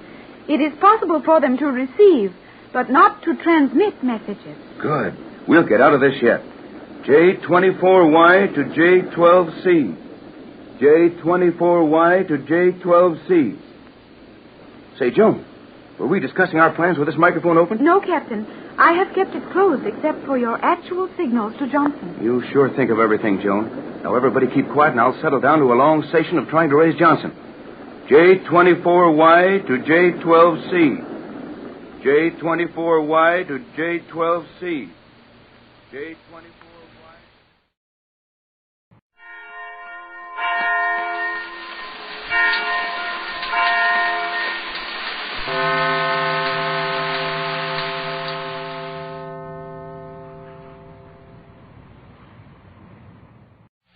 Buck Rogers in the 25th century.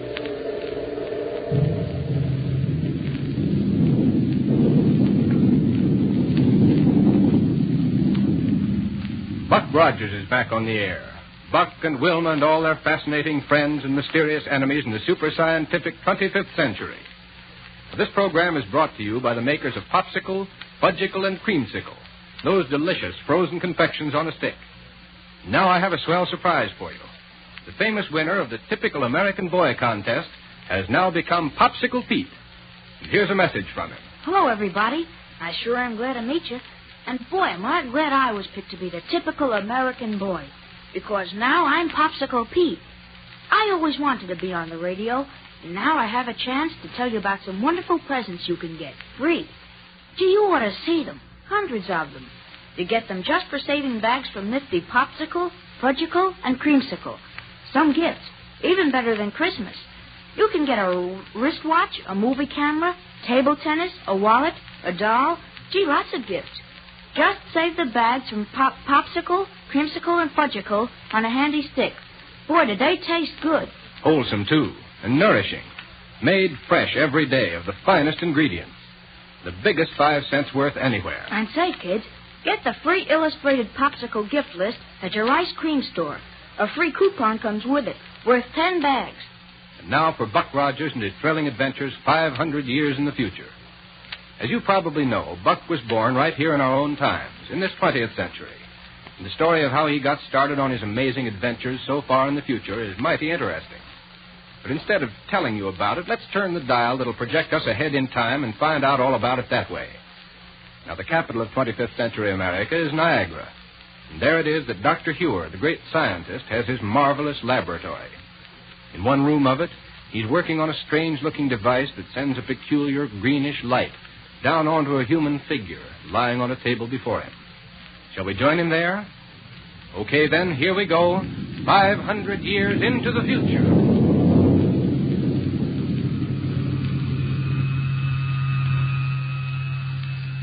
The ray is putting you to sleep. To sleep. Relax and sleep. Sleep.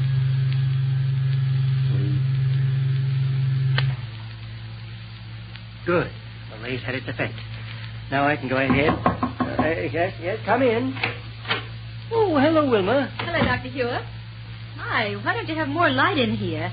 Coming in from outside, I can hardly see a thing in this spooky greenish glow. Part of a little experiment I'm conducting. Oh. But tell me, have you seen anything of Black Barney here in Niagara? Why, no. Hasn't given up his job of Prime Minister on Mars, has he? Oh, no.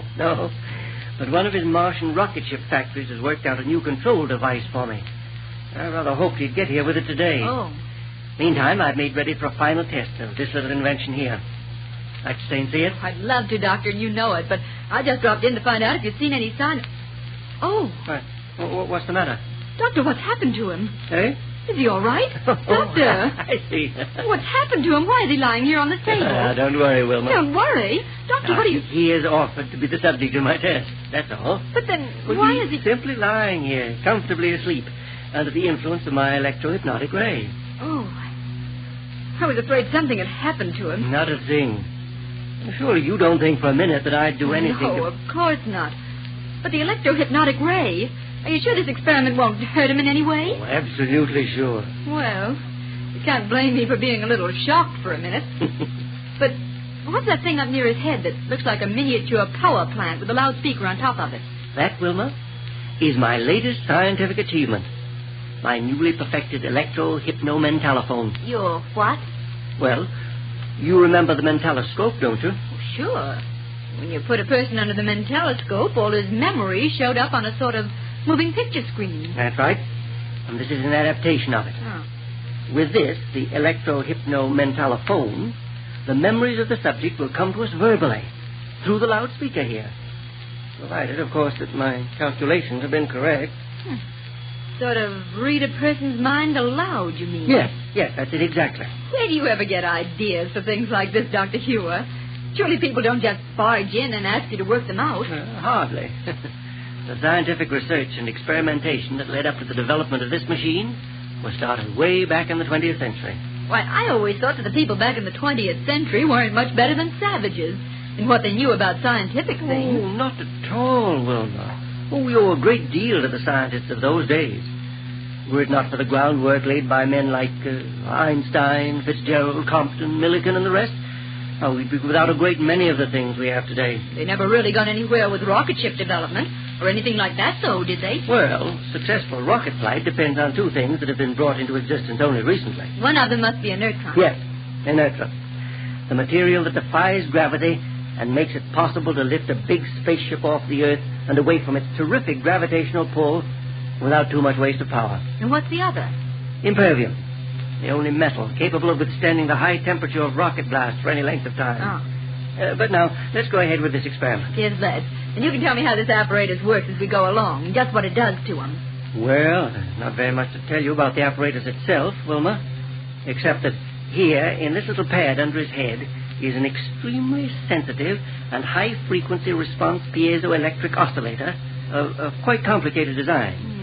Yes, I guess so. Yes. And I've succeeded in tuning it to receive the minute electronic impulses that emanate from his brain. Yeah. Through the medium of a super-radiating protonoformer. Oh, yes, Oh, what? In other words, we're able to obtain sufficient amplification of the impulse output to register audibly through a process of thermionic note magnification. That's all there is to it. I think I'll understand it better when I see this thing work. I should be very much disappointed if it doesn't. Oh, don't you worry about that, Doctor. Your inventions always work. I have been rather lucky in most of my experiments, haven't I? Lucky. Well, now let's proceed with this one. All right. Anything I can do to help? No, thanks. First of all, we'll have to switch in the electronoformer. Gives the electronoformer a sort of eerie sound. Yes. And now, when I switch on this microphone and speak to him, my words will be registered directly on his brain. Not through his ears, you understand, but directly on his brain. Uh-huh. And if we're successful, we'll receive his subconscious response through the loudspeaker. Go ahead, Doctor. Now, young man, what is your name? I said, what is your name? Buck Rogers.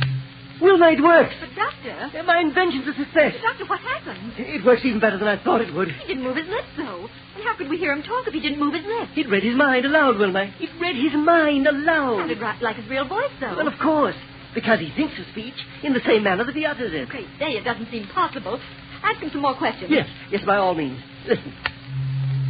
Buck, you were born back in the 20th century, were you not? Yes, sir. But this is the 25th century. Do you see, Wilma? His memory's preserved intact. May I ask him a question? Surely. Go ahead. Go ahead. Buck, how did you happen to come to the 25th century? One day in the year 1919, I was in the lower workings of an abandoned mine near the city of Pittsburgh. Yes? All of a sudden, the supports that held up the walls and ceiling gave way and the whole thing caved in on me. Yes? Some kind of peculiar gas was released. It put me to sleep.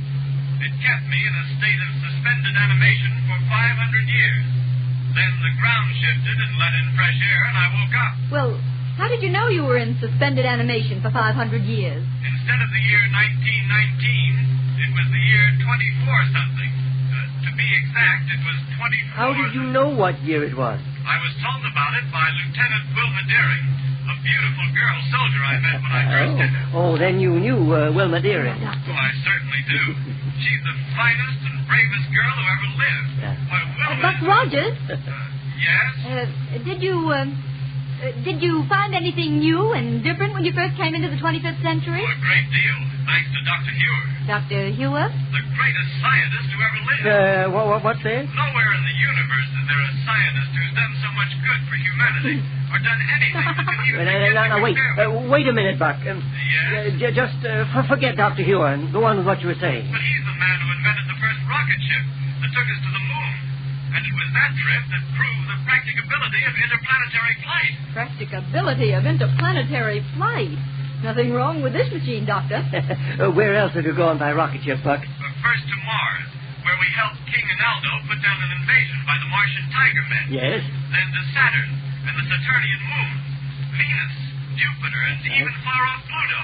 Which planet did you find most interesting? Well, that's hard to say. Jupiter has the biggest field for exploration simply because it's so much larger than the rest of the planets. Very true. Do you expect to do any more rocketing around through outer space? Well, there's nothing else I'd rather do, sir. Well, Wilma, do you like my little contraption? Oh, it's wonderful, Doctor. I told you it would work. Well, is there anything else you'd like to ask, Buck, before I turn off this green ray? Let's wake him up and see if he remembers anything that happened during the experiment. All right. Go ahead. All right. Come on, Buck. Wake up. Huh? I say, wake up. You've been asleep. Asleep? Uh-huh. Oh, hello, Wilma. Hello. Hey, where'd you come from? What are you doing here? I've just been let in on the test of Dr. Hewer's Electro-hypno-mentalophone. Yeah. Oh, doggone it. Instead of helping you with your test, I fell asleep. Say, I'm awfully sorry, Doctor. Sorry? Oh, yes, sir. I was going to help Buck, you. I put you to sleep with this machine. Oh, really? That's right. Well, I guess that's one on me, then. How did it work? Even better than I expected. Oh, good. Oh, it was marvelous, Buck. You told us your whole life history without even opening your mouth. Hey, now, wait a minute. It's all right, Buck. You didn't say a single thing you shouldn't have. Oh, thank goodness for that. Let's put Wilma under it. Oh, no, you don't. Oh, you have to do something for excitement around here. Come on, Wilma. Oh, you're never satisfied unless there's something exciting going on, are you, Buck? Oh, it's not as bad as all that, Doctor, but things have been sort of slow around here lately. And wait until we start making tests of the new type of gyrocosmic relativator I've just devised. A new one? Isn't that the equipment on a rocket ship that makes it possible to take off without much loss of time for pickup? That's right. And without the usual physical effects of too quick acceleration. It removes from your ship the normal effects of weight and inertia and momentum and the like. Well, how have you improved the relativator, Doctor? Buck, if this new instrument does what I hope it will, there'll be practically no limit to the speed of a rocket ship immediately upon taking off. Good night. Imagine getting into the control cabin, opening the power lever, and going a couple of 1,000 miles an hour just like that. That's exactly what we'll be able to do, Wilma. Boy, that hardly seems possible, does it? But when can we test it out, Doctor? Have you already got it installed on a rocket ship? No, Buck. As a matter of fact, I don't even have it yet. Huh? Oh, it's been made up all right. The one we use for the test, but it isn't right here yet. I don't understand, Doctor. Well, yes, sir. Can't we get it here? The sooner we can get it and start trying it out, the sooner we can break the monotony of just sitting around here doing... Wait, Buck. Listen. Yes, Doctor. I hear it, too. Well, yeah. Hear it? Yes, sir. But what under the sun is it? Look here, out of the window. Look, here's Wilma. And it's coming right down this way. Wilma! Oh.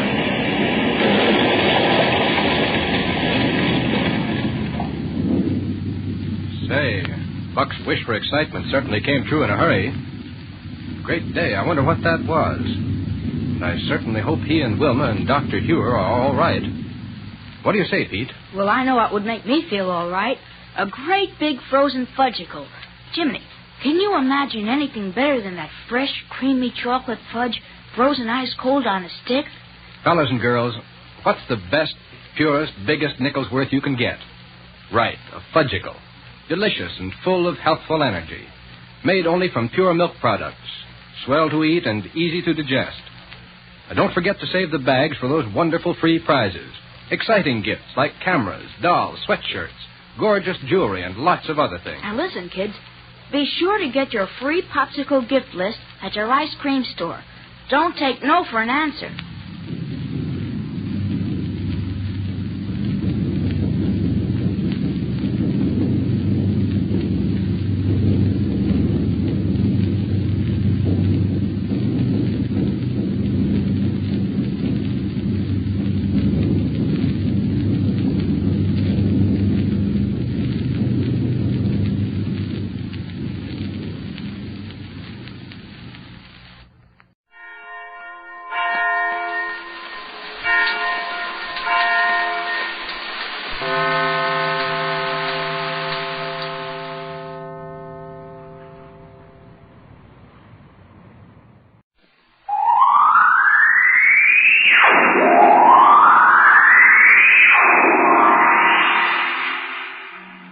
Now, step into the incredible, amazing future as we go exploring tomorrow.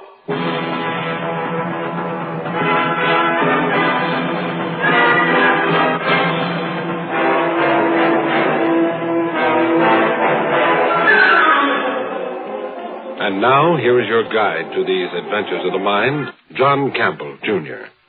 Hate and love are really quite close to each other. Usually hate stems from a misunderstanding of something which, properly understood, would make love. One of the concepts that many people don't see, miss, just get all wrong, is the fact that there is superiority and there is inferiority. But those things are specialized and narrowed into special areas. If you don't recognize them, the system won't work at all. If you do recognize them, well, you know, each must then recognize two things: that he is superior and that he's inferior. This is a story of a man who hadn't learned, hadn't found out the importance of special superiority and special inferiority. Phil, are you ready for a drink? My name is not Philip. My name is Senga. What? Nothing. You'd better drink this. Thanks. To our last night on Earth for some time to come. Or better yet, to this house where I was born. To the green mountains and jungles we've loved and hunted in. To all this we leave behind. I was looking at her. Yes, she's beautiful. The brightest planet of them all. She's dark and she's ugly. Not from this distance. From here, no. But she's ugly. The ancients didn't think so when they named her Venus. They never got there. No. But you did. You've been there. So will you. Tomorrow you'll be on your way. We both will. Sen, you've never talked much about the place.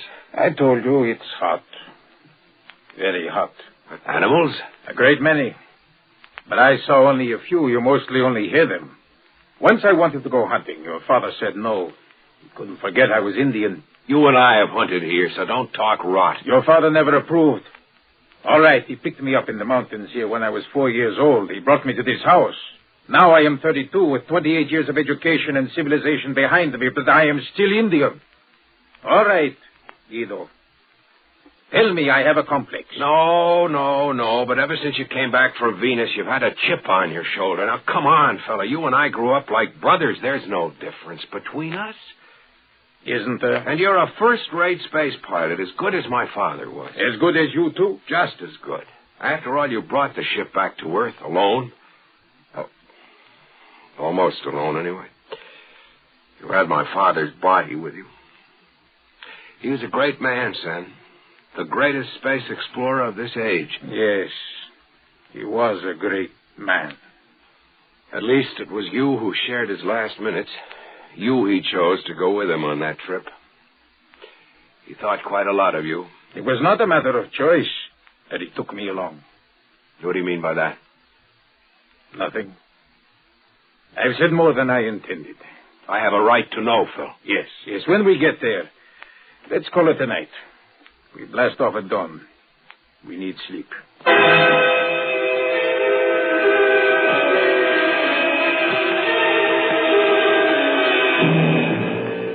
Green light.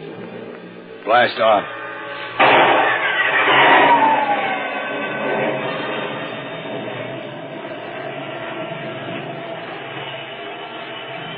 Coffee? Thanks, I can use a cup. A 250,000 miles out in space before morning coffee. Not bad, eh? Phil. Yes? But my father was not the first man to land on Venus. But no one else, so far as we know, found diamonds there. No one else ever went to the right area. Besides, you use the word diamond in the plural sense. The singular would be more correct. The peak of this mountain is one solid diamond, pushed up there from the interior by volcanic action. A slab of diamond that must weigh 7,000 tons. If it's true, then diamonds back home will become absolutely worthless. Not immediately. And what happens later will not concern us. Why didn't you bring back a sample? There were many reasons. You'll understand when you get there. There's a lot you haven't told me. A great deal, yes, but it can wait. Let's play some chess.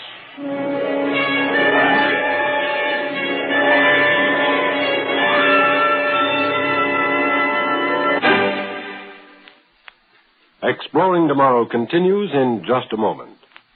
All of us, as American citizens, believe in our inherent liberties and freedoms, such as the freedom of association, assembly, and action.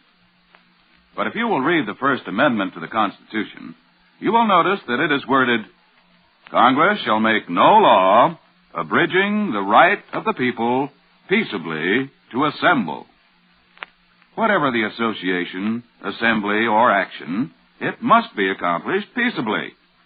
We are given the right to petition, for example, but that right cannot be used to bring malice upon others. We must assume the responsibility for the purposes and actions of associations and assemblies. And if we accept that responsibility, we ensure our freedom. When a kid grows up, at a certain period of life, he stops being a child, and yet he is not yet a man. He's an adolescent, somewhere in between. This is one of the most critical areas of development. This is where we have our juvenile delinquents starting, becoming what they are. The juvenile delinquent is an adolescent gone wrong and misunderstanding. An adolescent is in the problem of inferiority and superiority. He's inferior to his parents. And it's a general inferiority because the parents have greater experience, greater understanding, greater wisdom, simply by the sheer accumulation of understanding of problems they've had to solve and experience themselves.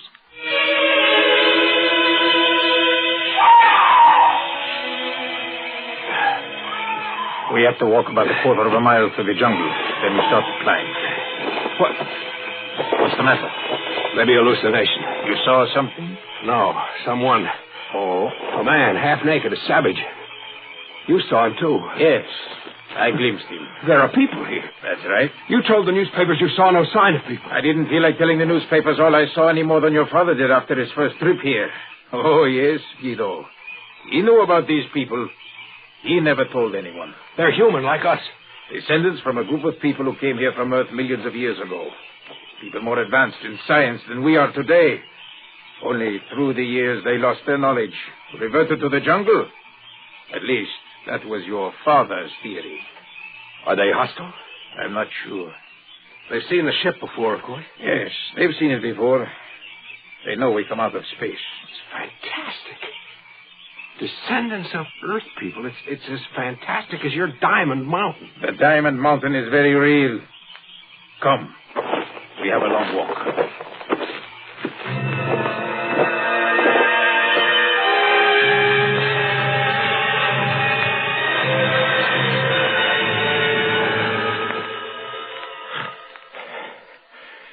How far up are we? About 1,000 feet above ground level, I'd say. The air's thin. Shouldn't be this thin at only 1,000 feet. Nevertheless, it is. I can hardly breathe. It won't get much worse. Stick it out. We should have brought oxygen masks. It's too hot. They'd be impractical. That's right. Maybe it's the heat, not so much the thin air. I feel as though I'm being scorched up. Save your breath. Come on. Right. Come on.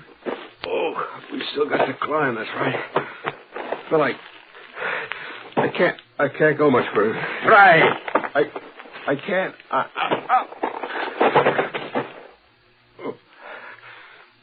Sorry, Phil. You did better than I thought, as a matter of fact. Much better than your father. What? He collapsed about 100 yards further back, but of course he was much older. Don't look so shocked. I don't understand. It is simple to understand. This is the place where I discovered I am not of an inferior race. Here in this place I was your father's superior. Now I am your superior. I can live where you can die, where he died. You let him die?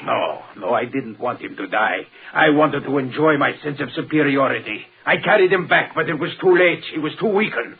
I can't think properly. But I can. Your father wanted you to come here for the diamond. It was an easy promise for me to give him. I wanted to bring you here. I wanted to realize my superiority. It's crazy kind of talk. That's crazy. You're like my brother. He was like your father. Oh, no. He was the great Paulo Santos. Perhaps the greatest explorer and ship designer of his day. He built our ship. He was the scientist supreme, superior man. And you're his natural son. Guido, look up there. I said look up there. You can see the diamond peak. Some kind of rock. Crystal rock. No, pure diamond. I have been up there. I chipped a piece off. I brought it back here to your father. He knew it was diamond. He lived just long enough to confirm that. I can reach the diamond, you see. But you can't. No one of your race could, but I can. I've got to get to lower ground. Not without my help. See, you're too weak to move. You must depend on me. You're crazy. Oh, no. I won't let you die, but I'll take away your sidearms. I can't have you armed. How does it feel, Guido? Feel? About superior man suddenly confronted by superiority of an inferior race. I've got to get to lower ground. A situation that reflects the law of the universe, Guido. Your father was always talking about that. Well, I don't want you to die. I want you to live so that you can serve me. I get you to lower ground.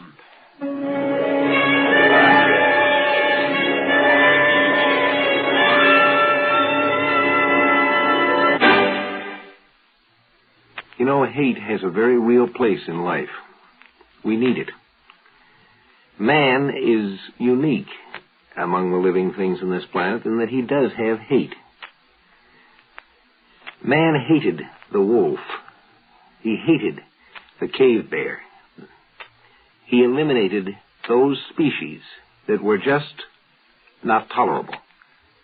Hate has a good side. Hate has a place. The difficulty is when the hate is misplaced, when it is generalized and not specialized to the point where it belongs, to the thing that is really wrong. I'm afraid Phil misunderstood and had his hate directed in the wrong direction.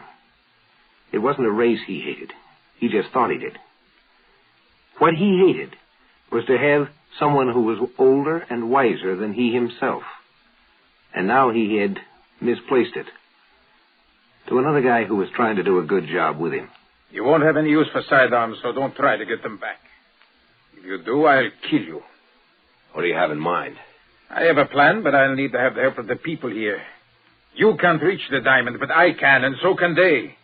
Our job is to get them to carry the drilling equipment up that hill so that I can start chipping the diamond. You think they'll work for you? They're afraid of me. After your father died, they attacked, and I had to kill some of them with a blaster. That's why they don't show themselves now. It may take a little while, but I've got to make them understand that they must do what I want. Suppose you succeed. Well, when I leave here, I'll take away enough diamond to convert into enough cash that will make me just about the richest man on earth. Once I've done that... What about me? You? Won't I be an obstacle? No. You'll do away with me. Not here. I'll wait until we're out in space.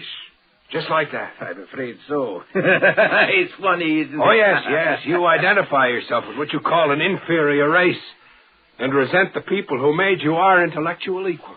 Human nature. I should feel grateful instead, huh? Is that it? You've been shown nothing but kindness. Gratitude wouldn't be out of place. If you only knew how I hated that word. I know. Some people do. It makes them squirm. They cry for help, they get it, and they hate you for it. I didn't cry for help. Yes. You were a child of 4, abandoned in the jungle. You were crying when my father found you. You'd have died or been killed by some animal. Or survived and just been a savage. Now it's coming out. Everything you and your father felt about me. I'm sorry for you, Phil. You sorry for me. I hold the reins. No. History is full of people like you. The little upstarts with a lust for power and hatred. You never last long. The law of the universe never tolerates you. Law of the universe. You sound like your father. That's nice to know, Phil. By the way, we're being watched. I know that. You'd better let me have my side on it. Not a chance. You said these people were scared. They are. Not scared enough. That's another law of the universe and a lesson from history. People are never too scared to resist an invader. And we're invaders. They won't resist if I turn this blaster on them again. The ones you kill won't. I don't want to kill them. I want to talk to them. In what language? Sign language. What else? You can try. It may take weeks or months. Well, what happens in the meantime? We'll go back to the ship. There's open space there. Sooner or later, a few of them will approach us. Then I'll try to talk to them. Then we better start down, unless we're surrounded. I'll blast our way through if there's trouble. Come on. Keep ahead of me where I can see you.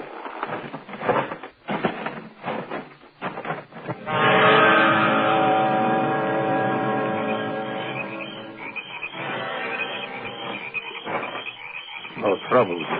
You see? I'm sure I spotted a couple. Shadows. All right. We're about a quarter of a mile from the ship. Come on. Keep in front. Get down. A slingshot. Piece of rock. Yes, it hit this tree instead of one of us. Piece of rock. Here it is.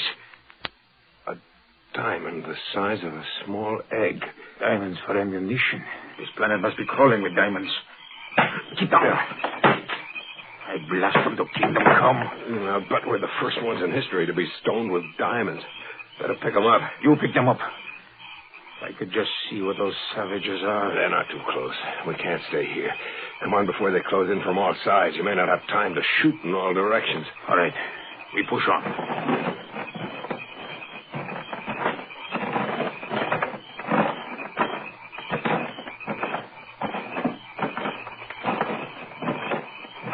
Get anything? No, but I've got a feeling they see us. The ship is pretty close now.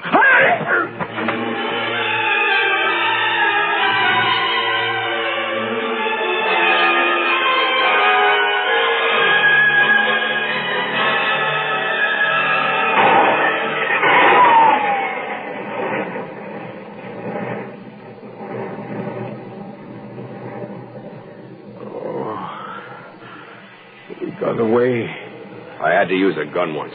Better keep quiet. You have a nasty cut on your head. We're going back to report to the World Council. Every country in the world has a stake in this matter. The Council will decide what to do about the diamonds, not us. Why didn't you leave me there? To them. Let's say two basic laws came into conflict. The law of the universe decreed your death. You're alive only because of the basic law of civilized human nature, compassion. You've still got to learn that, Phil. Nothing will change that.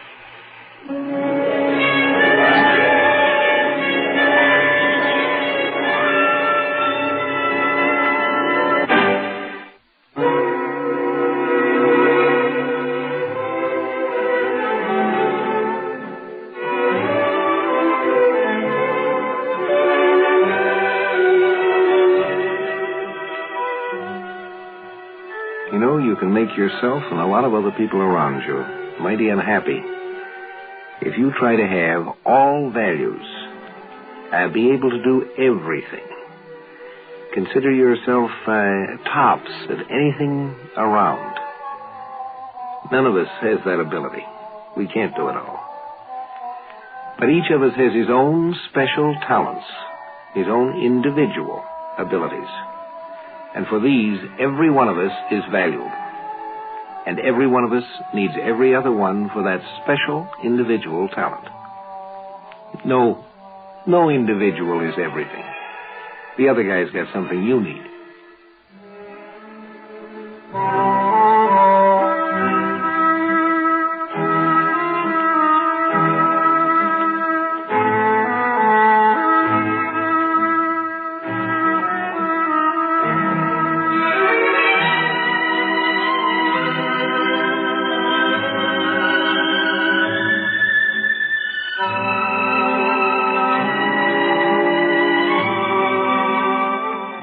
Heard in our cast tonight were Mason Adams and Donald Bucher. The script was by John Fleming. Produced and directed by Sanford Marshall here in New York. This is Guy Wallace speaking. We pause now for station identification.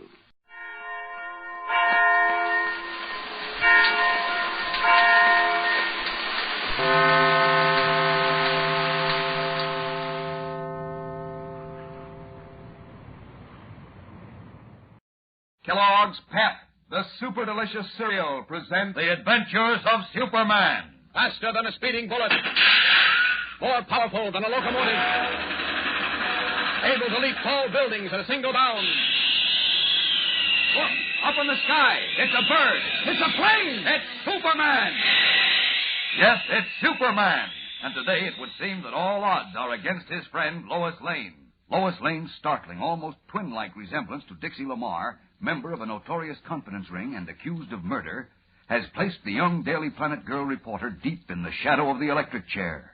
A dangerous web of circumstantial evidence has been woven about Lois by Dr. Bly, cunning leader of the confidence ring, and she is now being held in the city jail, charged with the crime Dixie Lamar committed. While the famous Batman combs the amusement park outside Metropolis, where Lois's troubles started, Clark Kent and Perry White, editor of the Daily Planet, are at the city jail. Following an unsatisfactory discussion with Inspector Henderson, chief of police, they have been permitted 5 minutes alone with Lois in her cell. As they enter, and the barred door clangs shut behind them, Lois, seated on her cot, looks up, dazed and uncertain. Clark, Mr. White. Oh, you poor kid. What have they done to you? They keep saying that... Oh, Clark. No. There's nothing to worry about, Lois. Believe me. I'll fight this to the Supreme Court. I'll spend every cent I've got and every cent the planet's got. You see, we're all behind you. 100%. If that horse's neck Henderson thinks he can get away with this, he's crazy. Well, we've only got 5 minutes, Chief. Don't waste them getting mad at Henderson. I don't have to get. I am. Lois. Yes. We want you to tell us everything that happened tonight from the time you left the Daily Planet office. I don't remember everything. All right, then as much as you do remember.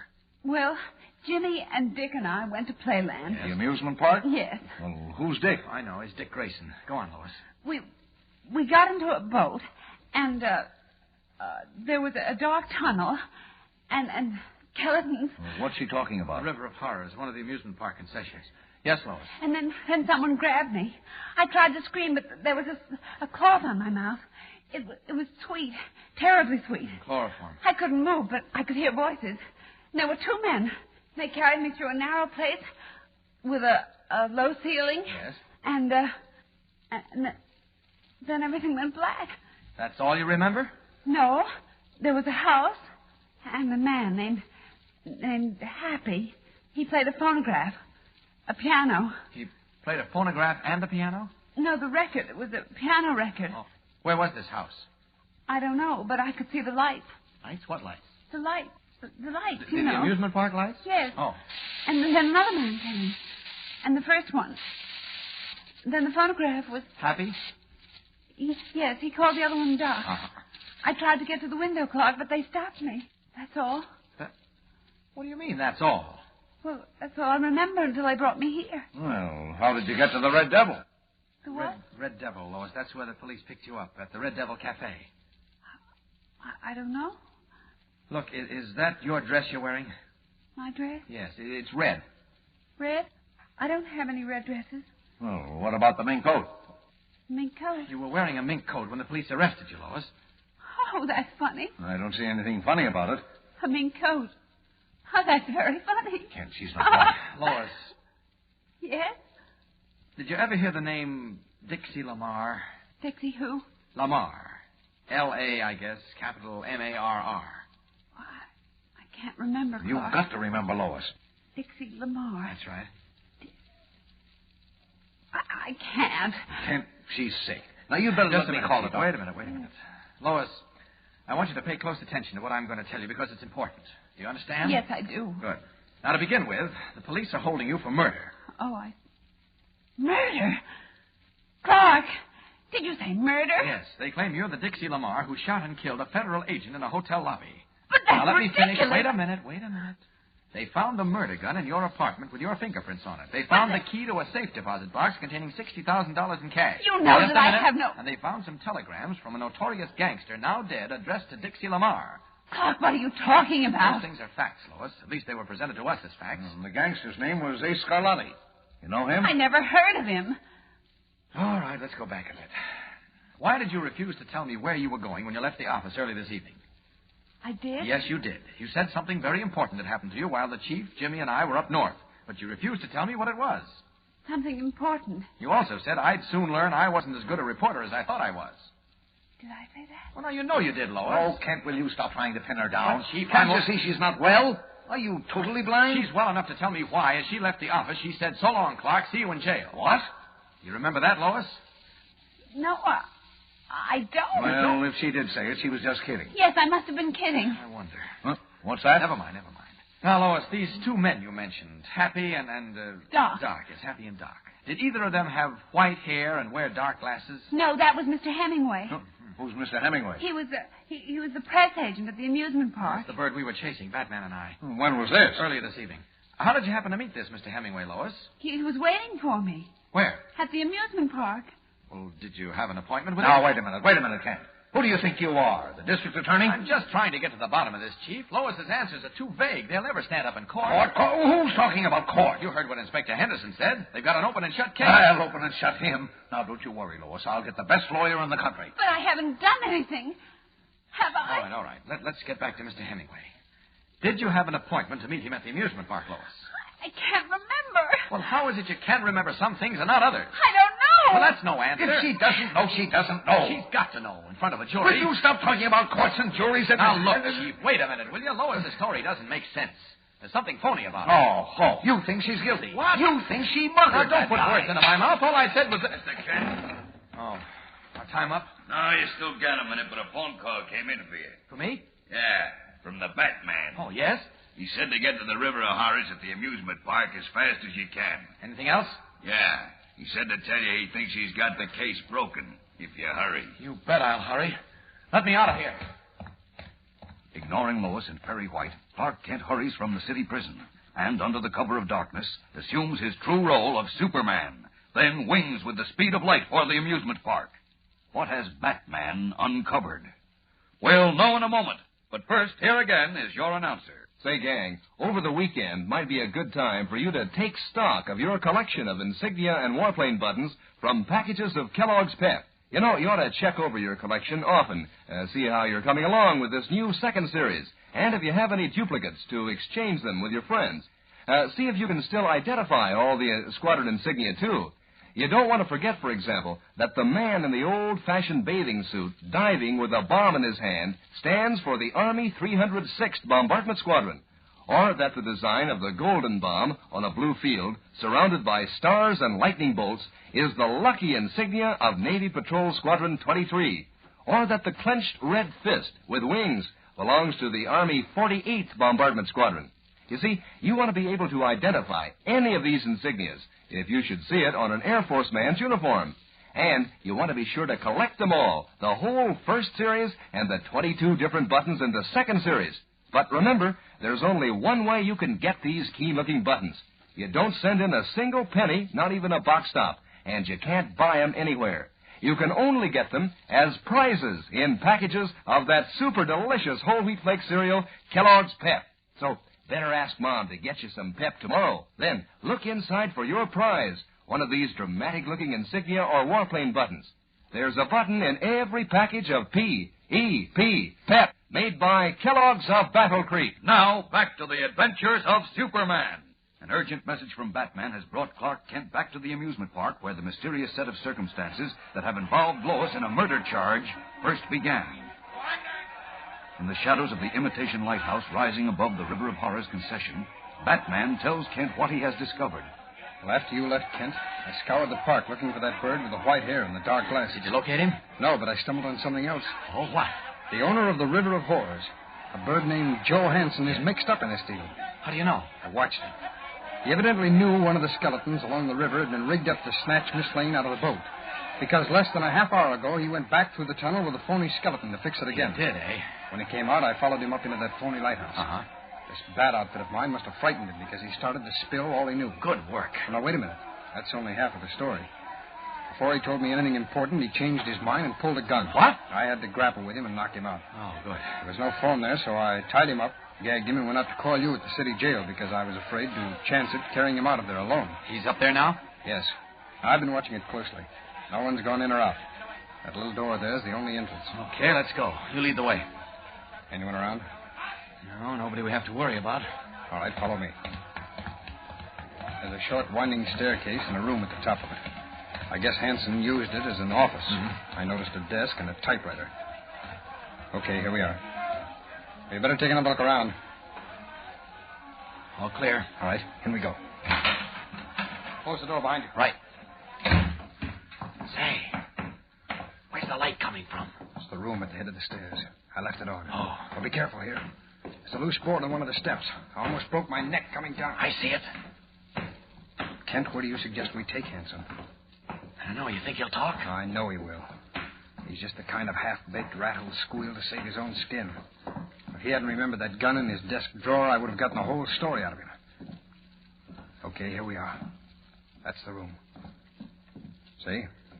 He's just where I left him on the floor. Yes. But I don't think he'll talk. Well, what do you mean, Kent? It's a little difficult for a man to talk with a knife in his back. What?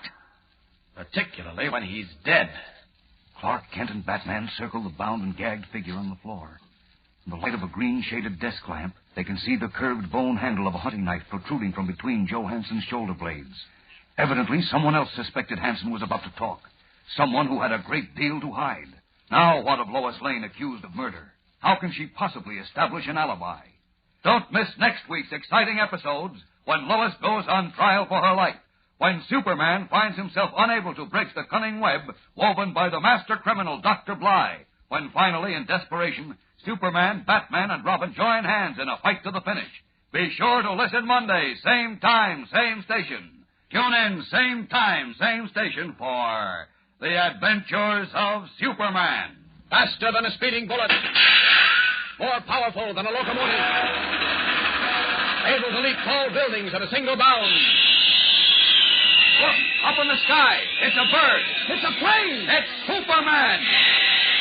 Fellows and girls, be sure to follow the adventures of Superman. Brought to you every day, Monday through Friday, Same time, same station, by the makers of that super delicious cereal, Kellogg's Pep. And for other thrilling adventures of Superman, see your local newspaper. Superman is also a copyrighted feature appearing in Superman DC publications. This is the Mutual Broadcasting System.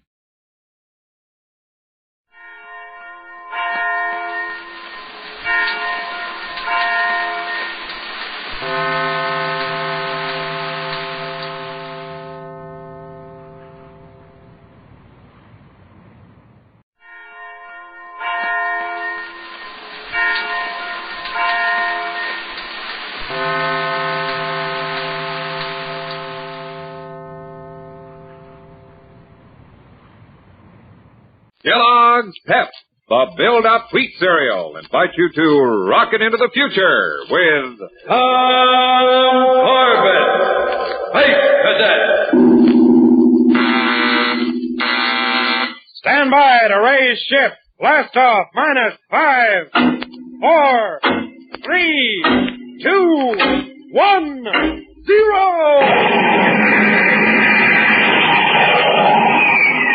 As roaring rockets blast off the distant planets and far-flung stars, we take you to the age of the conquest of space with Corbett, Space Cadet.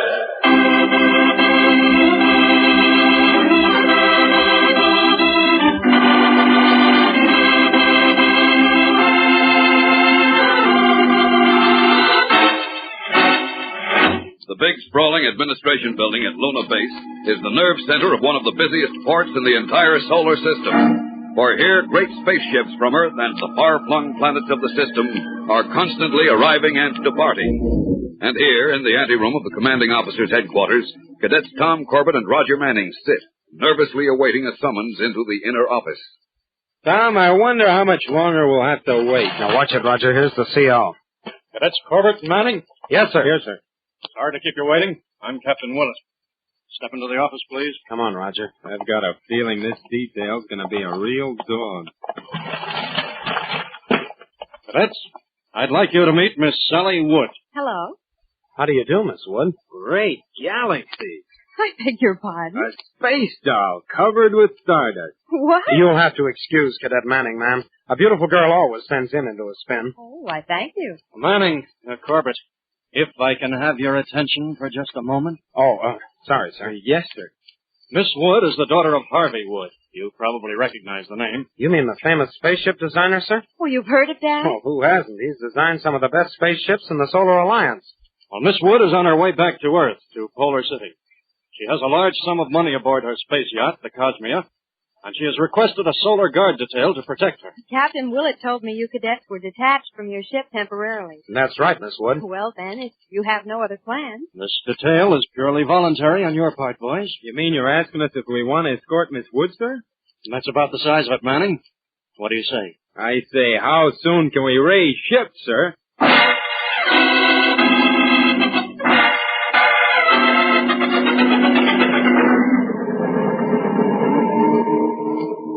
Say, that's a beautiful bracelet you're wearing, Sally. Not a present from an admirer, I hope. Well, in a way, yes, Roger. My father gave it to me. Well, your father? Oh, you had me worried for a minute. This is a mighty nice ship, Miss Wood. Oh, thanks, Tom. You can't imagine how relieved I feel to have you two aboard. I just can't thank you enough. The only thing I'm sorry about, Sally, is that you're only going to Polar City.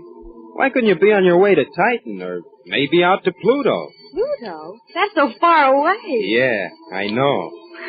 Does Roger always act this way, Tom? Oh, don't pay any attention to him. He's just a wolf in a spacesuit. Hey, look, Tom, why don't you go up forward and guard something? Anything. The way I see it, Miss Wood needs a guard right now. Say, Sally, Captain Willett said something about you having a lot of money aboard. Is that the only reason you wanted us to come along? Well, we are carrying over 1 million credits, and I'm not sure I can trust every member of the crew. Oh, don't you worry your beautiful head about the crew. Tom and I will take care of everything. You don't have long to worry anyhow. We're already starting to decelerate. We're getting close to Earth. Yes, I can feel it. Funny, it never affected me quite this way before. I feel just a little dizzy. Yeah, so do I, come to think of it. No girl ever made me feel like this before. Say, My head's really beginning to spin. You suppose something could have happened to the oxygen supply?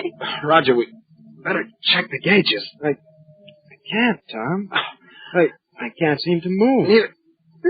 Neither can I, Roger. Tom, get up. Don't blank out now. Tom, you've got it.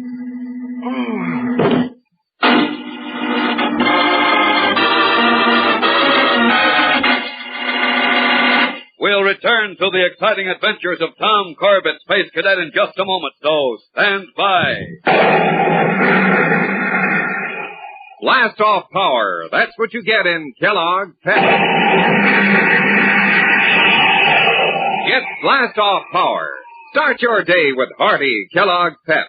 Pep gives you the kind of hard-hitting food energy you need to rock it off into a busy day. It's the cereal the cadets at Space Academy call for when there's action ahead. And Pep supplies you with essential vitamins, too. You get vitamin B1 and a whole day's supply of vitamin D in every serving. No wonder spacemen head for the breakfast table and pour out a big helping of Pep every morning. It's Kellogg's Pep for Blast Off Power. And say, just wait till you taste that keen whole wheat and malt flavor. You'll be reaching for second helpings every time. Kellogg's Pep with milk and sugar is a great way to start the day. When you fill up a bowl full and dig in, you want to travel at full space speed right through to the last bite. Astro, Roger, Tom, and all the cadets say the same thing. For swell eating and blast off food power, it's Kellogg's Pep. So start your day the spaceman's way. Ask Mom to get the cereal that gives you more builder-upper food values than any other wheat flake. Ask Mom to get Kellogg's Pep. P-E-P. Pep.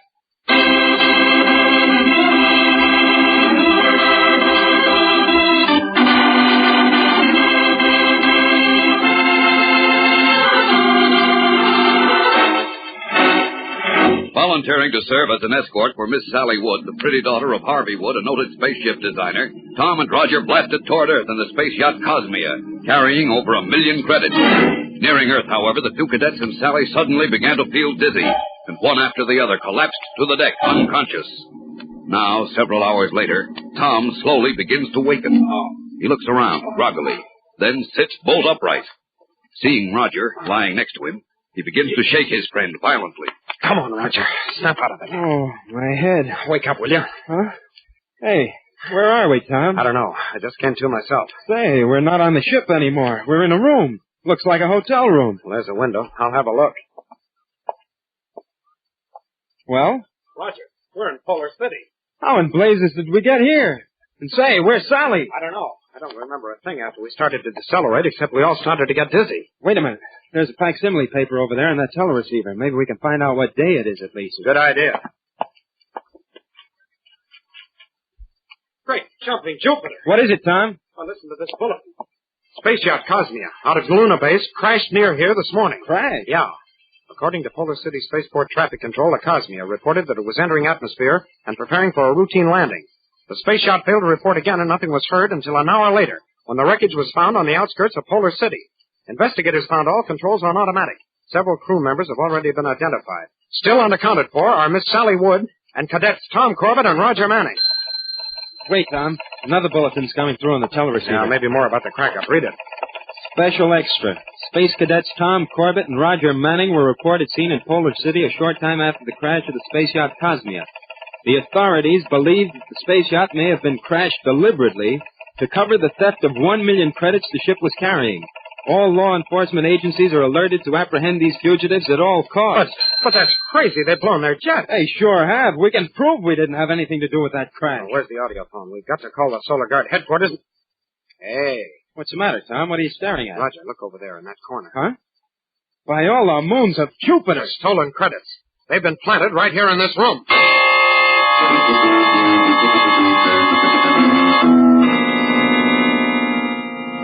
It's not all here, Tom. Only a few thousand credits. It's enough to pin the robbery on us, Roger. This money in our possession is just as good as a conviction. I know. We're not only thieves, but murderers. We're in one sweet jam. We must have been gassed on board the Cosmia. Then somebody brought us to this hotel and left the credits here to make us look guilty. Hey, you're not saying that Sally framed us. Well, somebody did. No, I can't believe it was Sally. If she wasn't killed in the crash, she can clear us. She can? Well, look at this. I found it on the floor under one of the suitcases with the money in it. Why, it's a bracelet. Uh-huh, the one Sally was wearing on board the Cosmia. And she was here in this room. Let's face the facts, Roger. That girl framed us and then tipped off the authorities. Well, why, Tom? It just doesn't make any sense. Never mind that now. We've got to get out of here. Yeah, and then what? We can't turn ourselves into the Solar Guard until we found Sally. She's the only one who can clear us. Well, if you've got any bright ideas, spill them. All I know is if we walk out of this hotel in our Space Cadet uniforms, the first officer we meet would either arrest us or shoot us on sight. Well, it's a cinch we can't walk out of here in our underwear. Well, looks like it's either the frying pan or the fire. So come on, let's try the fire. Right.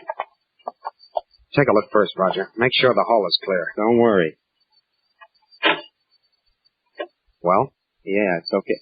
Hey, get back, quick. What's the matter? The police? No, a break finally. What are you talking about? Look what's coming down the hall. The hotel valet, and he's pulling a rack of clothes with him. Jumping Jupiter. There are at least 4 suits hanging on it. What color do you prefer, Tom? Oh, I don't care. I'd wear orange with purple stripes to get out of this. You'll be wearing stripes if we don't get out of this, Buster. Quiet now. He's going to pass right outside the door. How are you going to work this? I have long arms, pal. Just watch.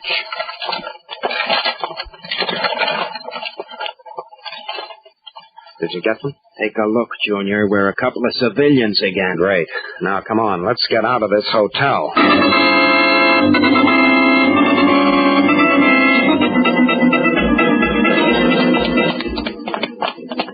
Well, we made it. Yeah. I think we're safe now, Roger. We can relax for a minute. Well, where can we go, though? They'll be looking for us all over the city. We've got to take time out and make some plans. Tom, I hate to bring this up right now, but I'm so blasted hungry I can't think straight. Yeah, me too. Well, come on. There's an auto restaurant on the corner. Let's go in and eat. I guess we'll be as safe in there as any place else. Hey, wait a minute. I just remembered. We haven't any money. No? What do you call this? Hey, where did you get all those credits? I picked up a handful when we left the hotel room. Did you think we could run all over Polar City with our pockets empty? But those credits don't belong to us. So we borrowed them. We'll make it up from our pay if we ever get reinstated. Well, that's a big if. But I guess we haven't any choice. Now you're talking. Come on, let's put on the feedback.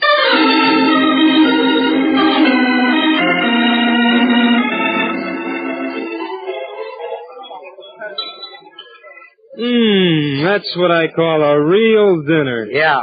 How about dessert, Roger? Match. Let's see. What's Venusian surprise, I wonder? Try it. Press the button. Okay.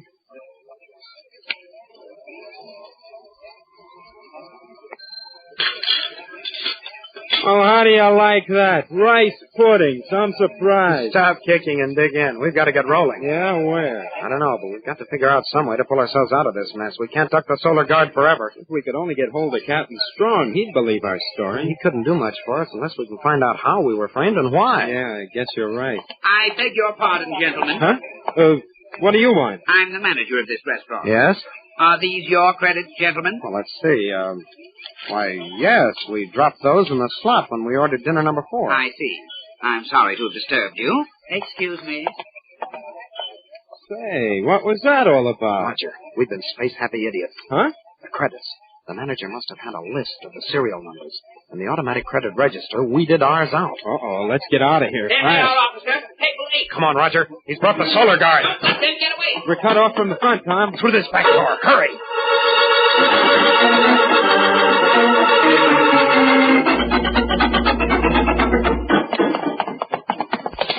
This street's clear, Roger. Thank Jupiter. I was about ready to give up. Well, this settles it.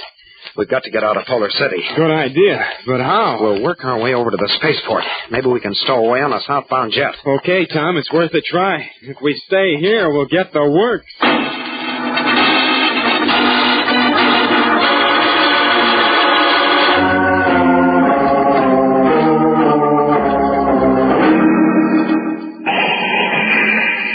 There goes a jet, Tom. I sure wish we were on it. So do I. We've got to watch our step, though. If a guard spots us before we can get aboard one of them, we're lost.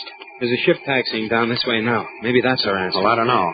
It's a small private job. I'd rather take a chance on a big passenger liner. Personally, I'll settle for anything at this point. Well, okay. It's moving to the takeoff line. Now watch for a chance. Tom, Look who's sitting next to the pilot of that ship. Great galaxy, am I seeing things? It's Sally Wood. There's our answer, Roger. She framed us. Then she's going to do an about-face and clear us. Come on, let's get on that ship before it takes off. Never mind. Too late to catch her now. There she goes. Yeah, and there goes our only chance to clear ourselves.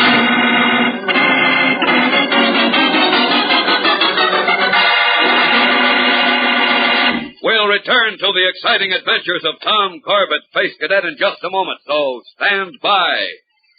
Spaceman, Kellogg's Pep, the cereal that brings you these exciting Space Cadet adventures, now gives you a chance to collect detailed picture cutouts of your favorite Space Cadets. Right now at your grocery store, each and every regular-sized package of Kellogg's Pep has a special Space Cadet picture cutout right on the back of the package. All you have to do is cut it out and set it up in your own Space Cadet setting. You can get a picture of Astro, or Tom Corbett, Roger Manning in a spacesuit, Dr. Joan Dale in the official Space Academy dress uniform. You want to get all 4 Space Cadet picture cutouts, and it's easy to do. Nothing to mail, no box tops to send in. Your picture comes right on the back of every regular-sized package of Kellogg's Pep. And that's not all. Right inside that package of Kellogg's Pep, you're going to find the best-tasting wheat cereal you ever rustled into your cereal bowl. Just heat those golden flakes up high. Cover them over with milk and sugar. Man, when you taste a spoonful of that delicious whole wheat and malt flavor, you'll call for second helpings right on the spot. So don't forget, ask Mom to get Kellogg's Pep as soon as you can. For a swell build-up cereal with Space Cadet picture cutouts on the back of every package, it's Kellogg's Pep. P-E-P. Pep.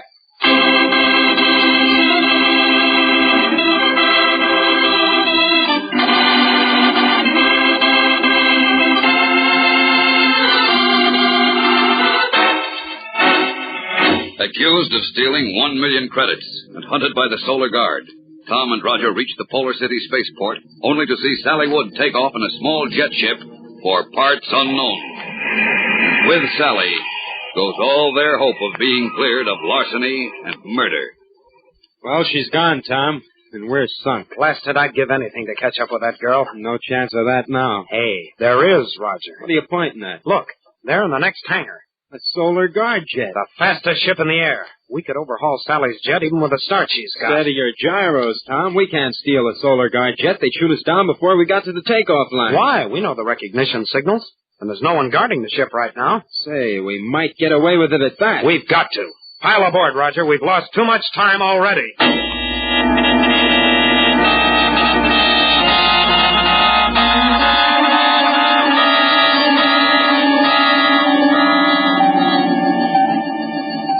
Can't you get any more speed out of this crate, Tom? She's wide open, Roger. Did you track them on the radar yet? We're picking up something. Yeah, it's coming in clear now. It's Sally's ship, all right. What's the range? About 15 miles. Oh, we'll catch them then.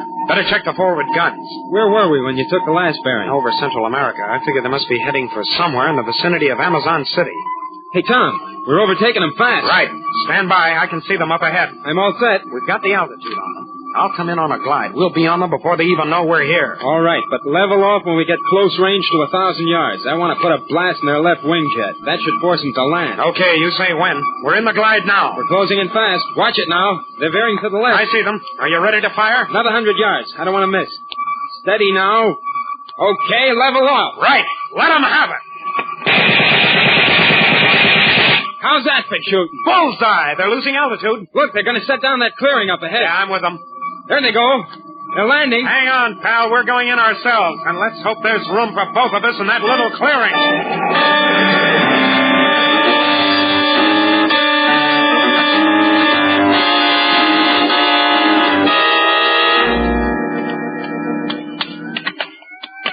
Nice landing, Tom. Now, let's nail them. Look, Roger. Those 2 men from Sally's jets. They're escaping into the jungle. Never mind them. Sally's the one we're after. She must still be in the ship. Come on. Okay, Miss Wood. Come out of there. Tom, Roger. Back here in the cargo compartment. There she is, Roger. Hey, she's all tied up. I'm so glad you found me. I hoped and prayed you'd realize what happened when I left my bracelet in your room. We realized what happened. You tried to frame us. No, never. I wanted you to know I was still alive, that I hadn't been killed in the crash. What? Boy, when you make up stories, they're pips. You've got to believe me. Those two men, they kidnapped me. They were holding me as a hostage, and they tried to pin it on you. That's why they left money behind. Yeah, and why would they be holding you as a hostage? Hostage for what? My father. He's just completed the plans for a new long-range interstellar rocket ship. They want the plans. Please, if you'll just take these ropes off, I'll tell you the whole story. Go ahead, Roger. This is beginning to make sense now. Okay. Hold still, Sally. Thank you. But keep talking. Start from the beginning. Well, there isn't much to tell. I didn't ask for an escort just for the money. That wasn't important. 1,000,000 credits? The plans I carried were worth 100 times as much, Roger. As a matter of fact, those two men left the money behind. See it there in the back of the compartment. Hey, what do you know? We're rich again. But what about the plans? They have them. Oh, why would you be carrying important plans? My father knew these men were after them. He hoped to throw them off the track by having me take them to Earth. And those two space crawlers found out. Yes, somehow. They drugged our food on the Cosmia, landed the ship, took us off, then set the automatic controls for blast-off again. Of course it crashed. Then they took us to the hotel to frame us. That's right. I came to while we were there. That's when I left the bracelet. I heard them talking by audio tele with their leader, a man named Wayne Anders. He has a huge estate not far from Amazon City. That's where they were taking me. Why? If they got the plans, they didn't... Anders wanted to hold me to force my father to give him more information. Well, what about us, Sally? We're still wanted for murder, you know. Well, I'll go back to Polar City with you right now. Please don't worry. When I tell my story, you'll be completely clear. Say, Roger, I've been thinking. If we take off for Polar City now, we'll be giving those men the time they need to get away with those plans. Yeah, and since we're already down here... boys, if we could only get those papers back. You can count on us, Sally. Oh, wait a minute, though. Just in case anything should happen to us, don't you think you'd better get in touch with your commanding officer at Space Academy and tell him everything? She's right, Roger. Let's get back to our jet and pipe this information through to Captain Strong. Okay, we'll send it in code, just to make sure Anders and his men don't tumble to our plan. Good idea. As long as we're still considered fugitives, we can move in as undercover agents. Fine. Now, Sally, where did we leave off? What? Oh, yeah, I remember. I was just starting to tell you about what a sweet little doll you are. Your hair is like moonlight. Your eyes are like stars.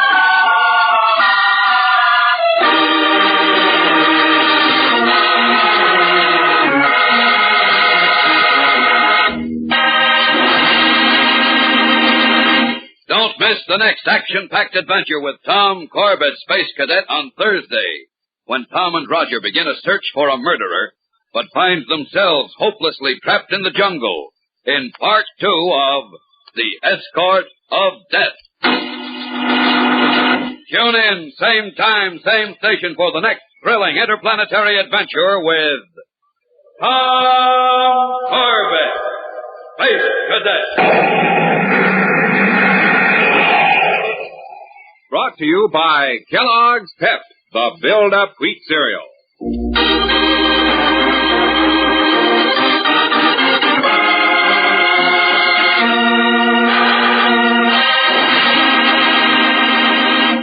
Spaceman, this is Tom Corbett. We can help the thousands of families who lost their homes during the Midwest floods by giving to the Red Cross. Please give what you and your parents can to the Red Cross.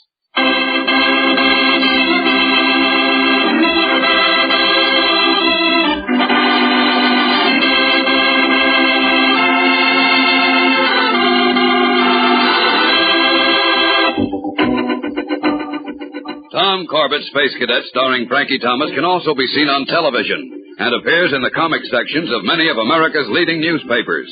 Look for it daily and in weekend editions. Featured in the cast were Jan Merlin, Rosemary Rice, and Frank Butler. Today's program was written by Gilbert Braun and directed by Drex Hines. Jackson Begg speaking. Kellogg's Raisin Bran has a secret. Kellogg's Raisin Bran has a secret. And what a secret!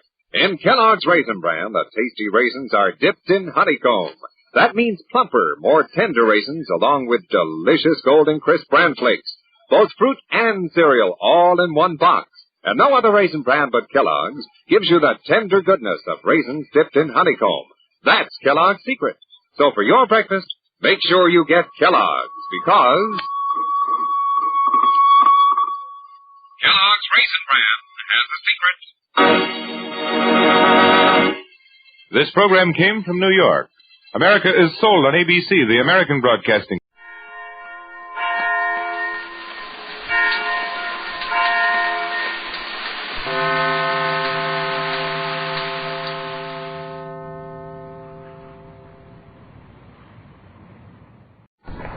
The Adventures of Christopher Wells program, formerly scheduled at this time, is now broadcast at a new time on Tuesday evenings.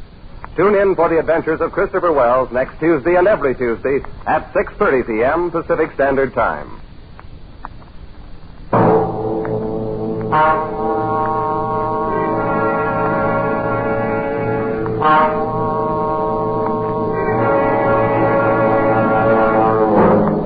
You're alone in Paris.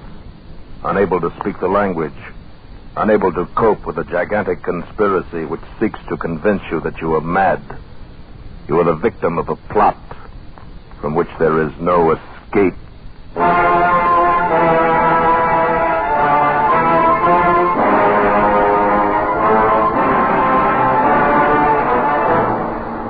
Escape. Produced, directed, and tonight written by William N. Robeson, and carefully contrived to free you from the four walls of today for a half hour of high adventure.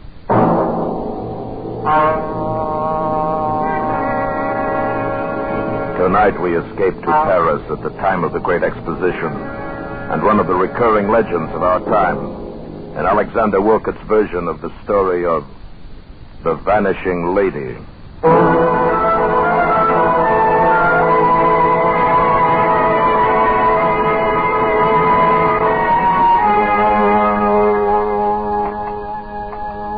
Another cup of tea, Bruce?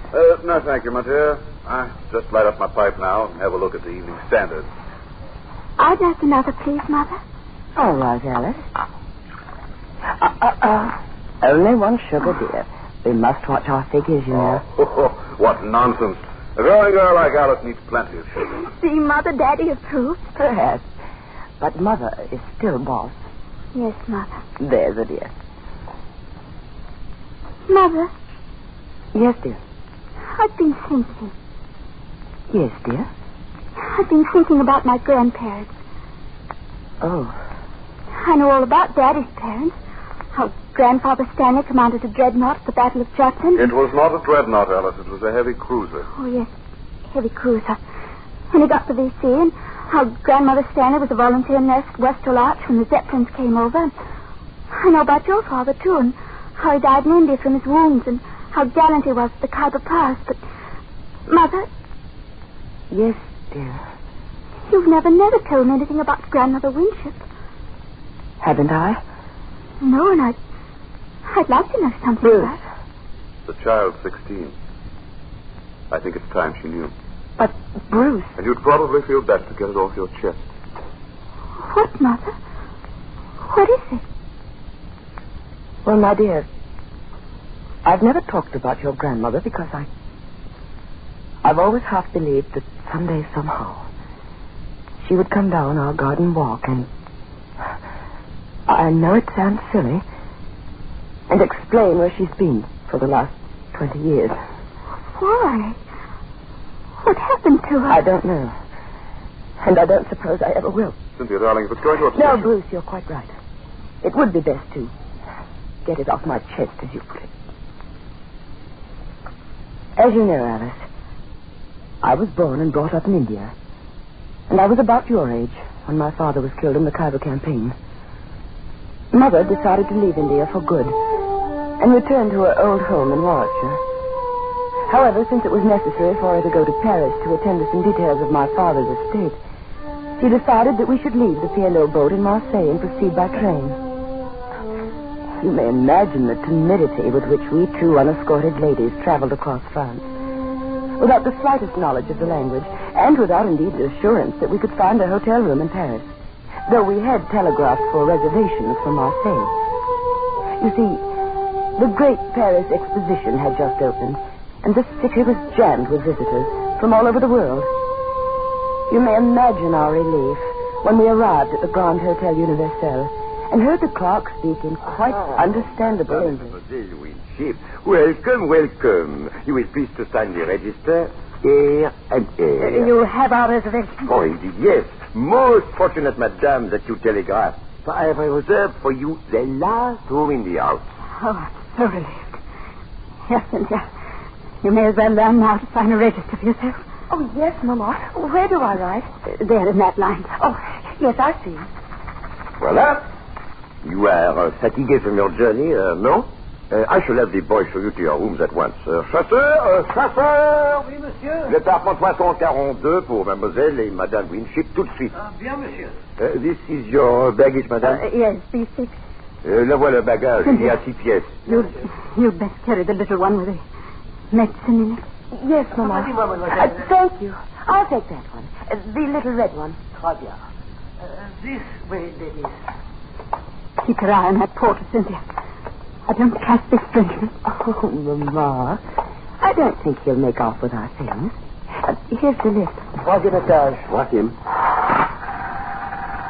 Oh, I do wish we could have gone straight on to Southampton. But you'd only have had to come back across the channel to see the solicitor, Mama. We really save time this way. I suppose I mean I wish we hadn't come to Paris at all. Such a sinister place. Oh, Mama. Voilà, le troisième. This way, ladies. To the right. Attendez.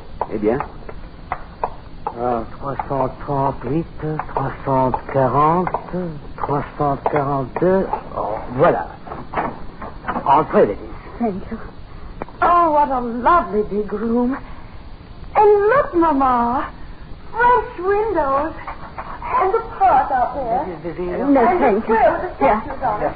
And look at the river over there. And those beautiful, beautiful bridges. Oh, Mother, it's something out of a book. Yes, my dear. That's the trouble with Paris. It's so attractive. But underneath it's evil. And look at the furniture. The gilt clock. And this lovely marble table. Oh, Mama, everything is so French. I'll be very glad to be on my way to where everything's English by this time tomorrow. Now, come away from that window and help me get into something comfortable. Yes, dear. Yes, Mama, of course. I don't know when I've been so tired. I just can't seem to catch my... Mama, what's the matter? Mama, speak to me. Here, I'll get you up into the bed. There. Now, let me loosen your corset. Here, Mama, here are the smelling salts. Breathe deeply, darling. Mama. The telephone. I've got to get a doctor.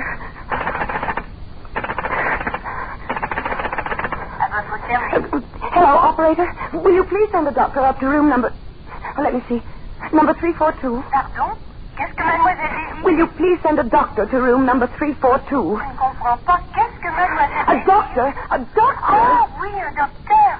Oui, mademoiselle, tout de suite. While I waited for the doctor, I did everything I could think of to bring my mother back to consciousness. I massaged her fingers and toes. I put wet cloths on her forehead. I waved the smelling salts under her nose. But she lay silent and white and unmoving like one dead. Only the quick, shallow movement of her breast assured me she was not. And all the time another anxiety possessed me. What if this doctor could not speak English?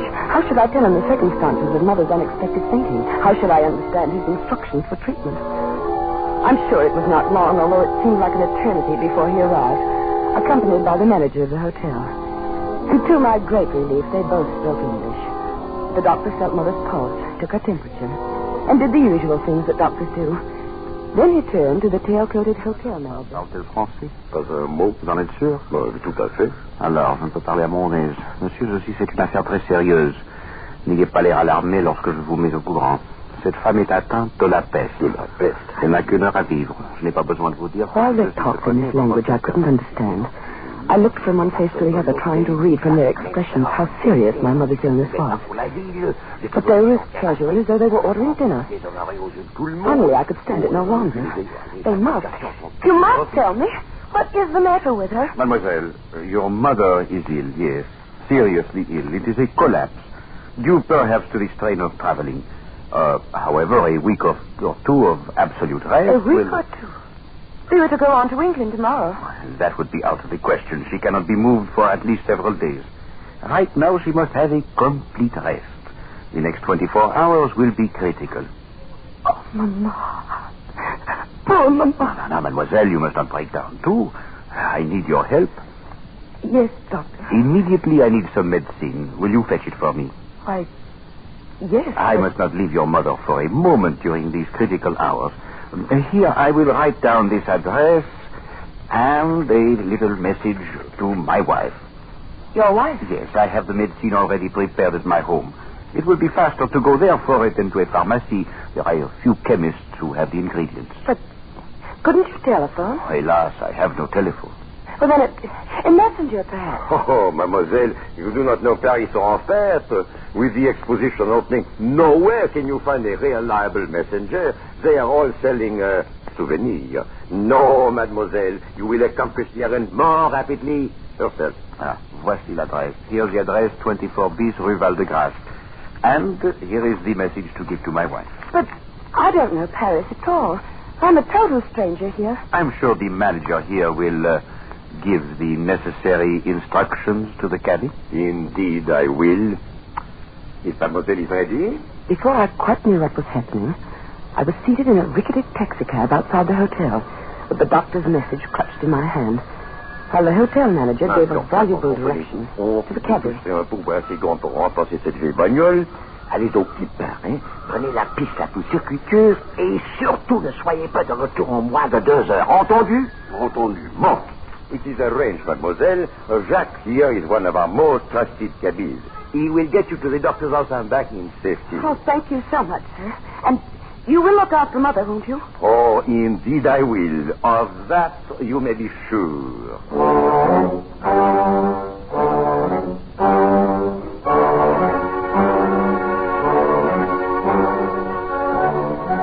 When we left the hotel, we crossed a huge square with statues around it and turned into a wide avenue which led up a gentle incline, at the top of which was a huge arch. But before long, we turned off to the right into narrower streets.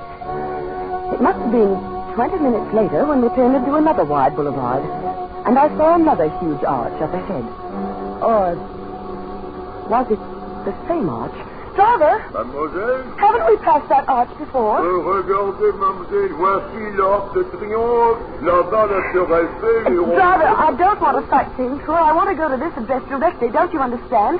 Please, now take me there at once. On fait du son mieux. De l'impatience, mademoiselle.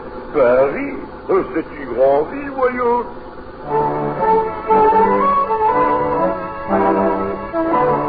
At last, we turned into a narrow street and pulled up before a grim grey house. The blue enameled sign on the wall read number 24B. I jumped out of the cab almost before it stopped, rushed up the 3 stone steps and pulled at the brass bell knob. Oh, hurry. Hurry, hurry, please. Oui? Oh, the doctor sent me for some medicine. Here. Please read this. Retenez cette jeune femme aussi longtemps possible.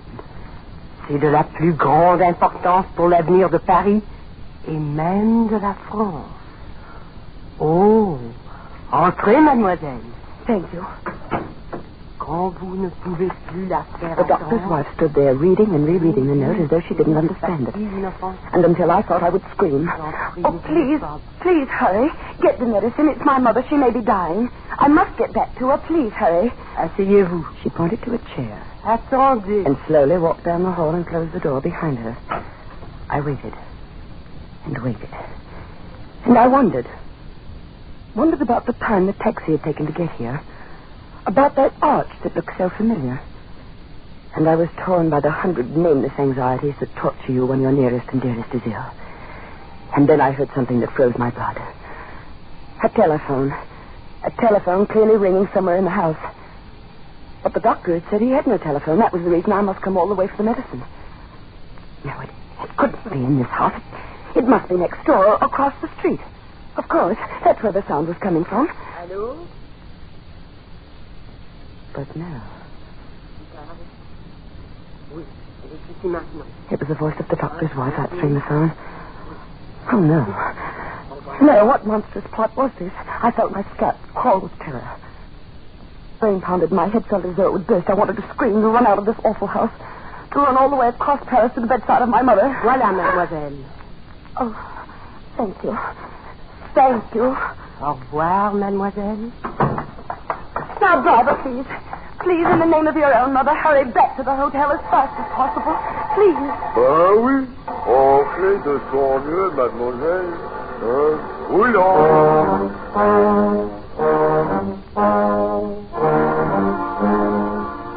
But my pleading was of no use. Either it was misunderstood or ignored. We crawled across Paris just as slowly as we had come. And I was certain I saw that same white arch 3 times. But at last we crossed the great square with the statues in it. And I knew we were close to the hotel. Please, please hurry. Entrez de son mieux, voyons. Just beyond the great square, we turned up a narrow street, which shortly entered a wide circle, in the middle of which was a tall, slender monument. The driver swung around the monument and pulled up before the entrance of the hotel, reached back and opened the door. Voilà, mademoiselle. I jumped out of the cab. And then I saw the sign over the entrance. It said, Hotel Ritz. Driver, you've taken me to the wrong hotel. I'm staying at the Grand Hotel Universal. Mais non, mademoiselle, je vous ai pris en Ritz. Et je vous dépose en Ritz il y a 50 ans. I don't understand what you're saying, but will you please take me to the Grand Hotel Universal? Mais c'est ici que je vous ai pris et c'est ici que je vous dépose. Oh, you stupid man, can't you understand? My mother is ill. You've taken more than 2 hours to get me to that doctor's house and back. Can't you understand? My mother is sick, perhaps dying. Mademoiselle, les affaires ne me regardent pas. Donc, voici, allez, la musique va payer. A small group of passers-by stopped and were listening curiously to the argument. Then they joined in and started taking sides. Everywhere I looked for foreign faces, strangers, enemies. And then, shouldering his way through the crowd, I saw a bare-headed young man in tweeds with a pipe clamp in his teeth. And before he had a chance to speak, I knew help had come. I say, having some trouble? Oh, thank heavens you're English. All right, sure. What seems to be the matter? I told him rapidly as I could. And he paid the mulish cabby. Merci, monsieur. Popped me into another cab. And 5 minutes later, we walked into the lobby of the Grand Hotel Universal. The manager was behind the desk. My mother. Is she all right? I beg your pardon? My mother, Mrs. Winship in 342. Is she all right? Mademoiselle must be mistaken. There is no Winship in 342. What? 342 is occupied by Monsieur Auguste Noailles, a permanent guest. But don't you remember me? I'm Cynthia Winship. 2 hours ago, you put me into a taxi to go to the doctor's house for some medicine for my mother. I am afraid that Mademoiselle is mistaken. I have never seen her before in my life. Well, look here, what is this? No, listen, I swear it to you. It's just as I say. We signed a register less than 3 hours ago. We got in on the train from Marseille. Well, let's have a look at the register. Yes. I'll show you I'm in 342. Where is the register? It is there, mademoiselle. You may see it for yourself. See, today's date. 14 guests registered, but I don't see any mademoiselle or Madame Winship. Do you? No. What have you done with my mother? What have you done with my mother? Please, mademoiselle. You have done something Please, with my mademoiselle, I demand. should not ask you to leave the hotel. We'll get to the bottom of this. Perhaps mademoiselle is mistaken. Perhaps she is registered at some other hotel. No. This is the hotel. The Grand Universal. You were standing there when we arrived. You handed my mother the pen with which she registered. You came to the room with the doctor. You put me in the taxi. But I assure you, mademoiselle, there are these are fantasies of your wait a minute. What is it? That bellboy there. He carried our baggage. He'll remember. Garçon. Oui, monsieur. Vous vous souvenez avoir déporté le bagage de madame en numéro 3 à 4 de cet après-midi? Non, monsieur. There were 6 pieces, don't you remember? You wanted to take them all, and I insisted on carrying the jewel case. It was a little red one? Oh, non, mademoiselle. C'est la première fois de ma vie que je vois mademoiselle. This is never saw you in his life before. But this is monstrous. It's impossible. My mother is somewhere in this hotel. What have you done with her? What have you done with her?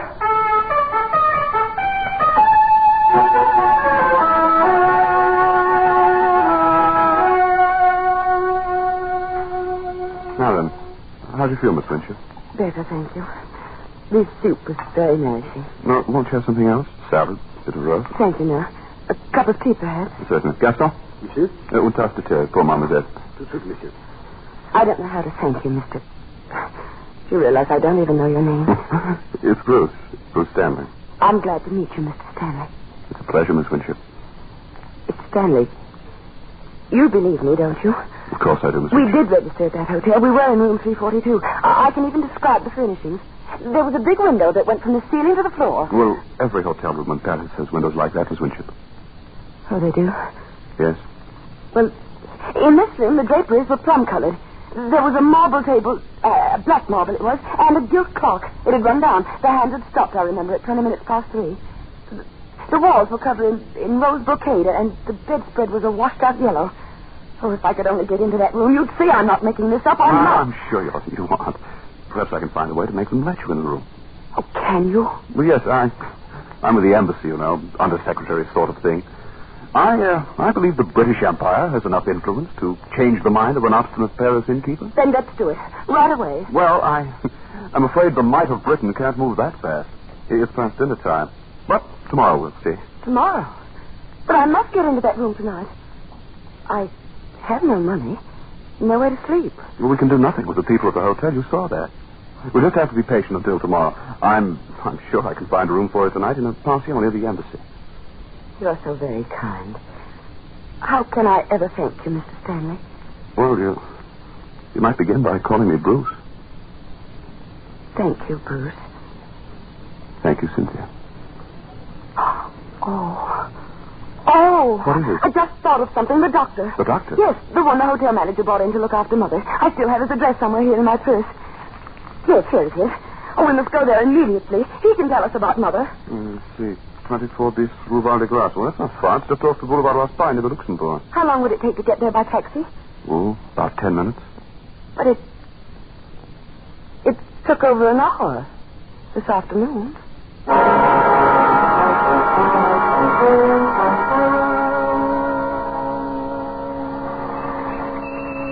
Voilà, monsieur, 24 bis, rue Val-de-Grâce. Well, here we are. Yes, this is the place. Attendez, mon vieux. Très bien, monsieur. The house is dark. It's quite late. Well, I don't care. We've got to find out tonight.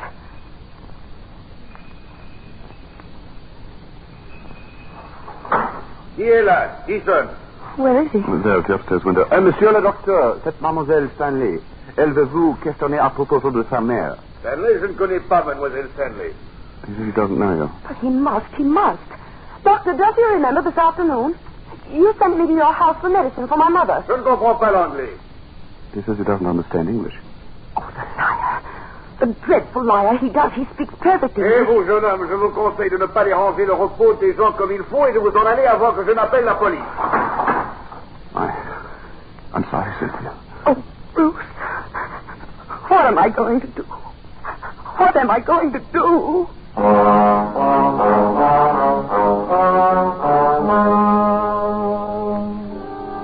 If it hadn't been for Bruce, I'm certain I should have gone out of my mind.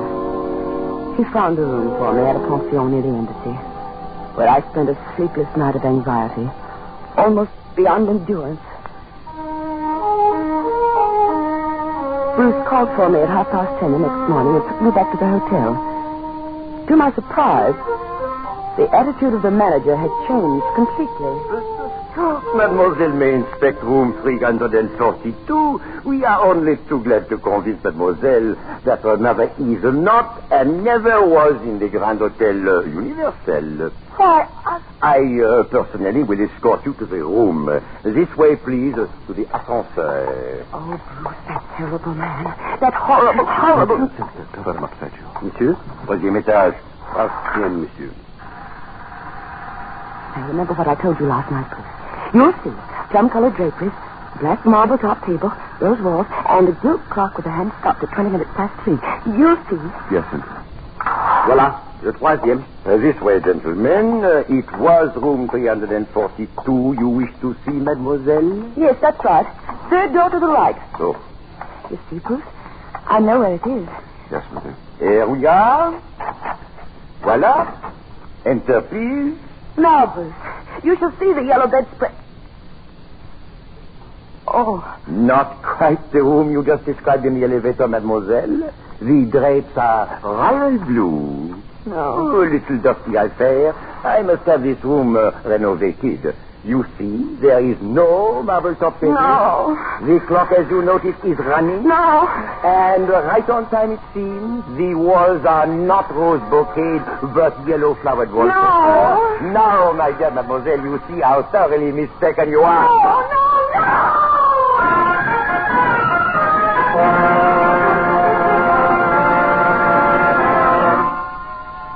They had tried to make me think I was mad. They succeeded. I remembered nothing until I awoke in my aunt's house in England 2 weeks later. Thanks to Bruce, who never left my side during those terrible days when my sanity hung in the balance. Well, that's the story, Alice. That's why I've never been able to talk about your grandmother Winship. Oh, Mother, how horrible.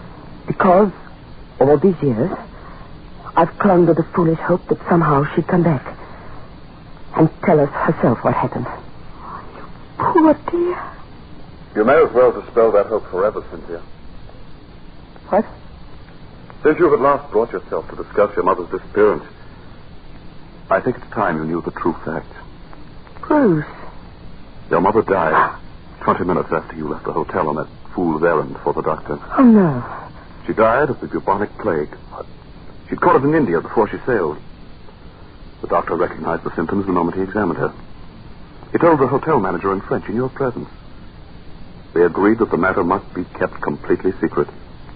If the news leaked out that there was a case of plague in Paris, the city would have been emptied of visitors and the exposition would have been a failure. Oh, Bruce. The conspiracy of silence began in the hotel. The bellboy was paid to claim he never saw you. The taxi driver was paid well to take you to the doctor's house by the most roundabout route. The note to the doctor's wife advised her to detain you as long as she could. And the taxi driver added his own imaginative touch by returning you to the Ritz instead of the Universal. I shudder to think what might have happened if I hadn't come through the Place Vendôme just then. But you didn't know. Not then. When did you find out? Next morning. By then, the conspiracy had grown to international proportions. The embassy had been advised. If the exposition was a failure, the franc would fall, the pound sterling would be affected, that sort of thing. I knew when we went back to the hotel you would not find your plum drapes and rose-colored walls and black marble top table. And you let me go through with that? What could I do? I was acting under orders. I knew that the hotel had completely fumigated and redecorated the room overnight, and everything was in readiness to repudiate your story. I had to let the last act of the dreadful farce play to its dreadful end. Mother. What did they do with Mother? Her body was removed from the room less than 30 minutes after you left it. And immediately burned. Why? Why didn't you tell me this years ago? Why did you let me go on all this time? This is the first time you've ever mentioned your mother since then, my dear. Alice. Yes, Mother? There's a new issue of The Tatler in the library, dear. Wouldn't you like to look at it? But, Mother, I want to... Now, dear. There's a... I want to have a talk with your father.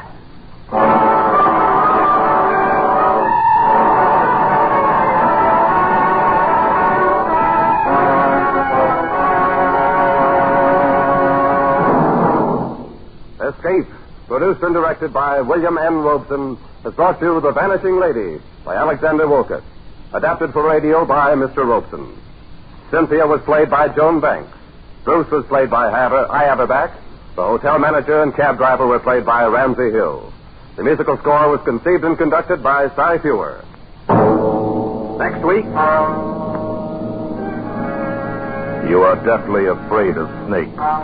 And between you and a fortune, between you and escape, yawn the white jaws of a deadly cottonmouth.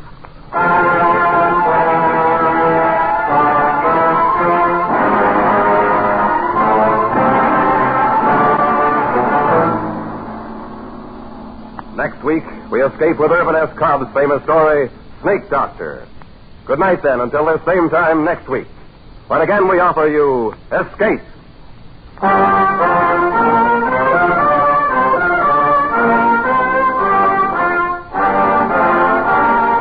This is CBS, the Columbia Broadcasting System.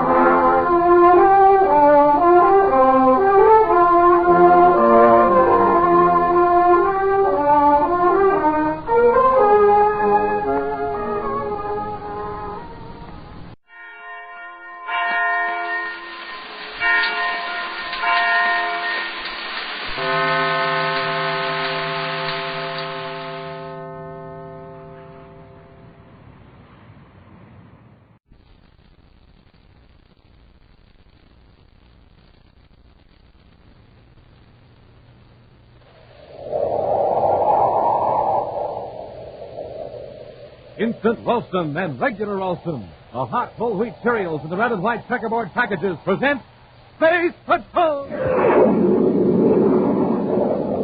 High adventure in the wild, vast reaches of space. Missions of daring in the name of interplanetary justice. Travel into the future with Buzz Corey, Commander-in-Chief of the Space Patrol! In today's transcribed Space Patrol adventure, Commander Corey and Cadet Happy have entered a warehouse on the planet Venus to rescue an abducted explorer. As they creep up a flight of stairs, two criminals lurk above them behind a huge barrel.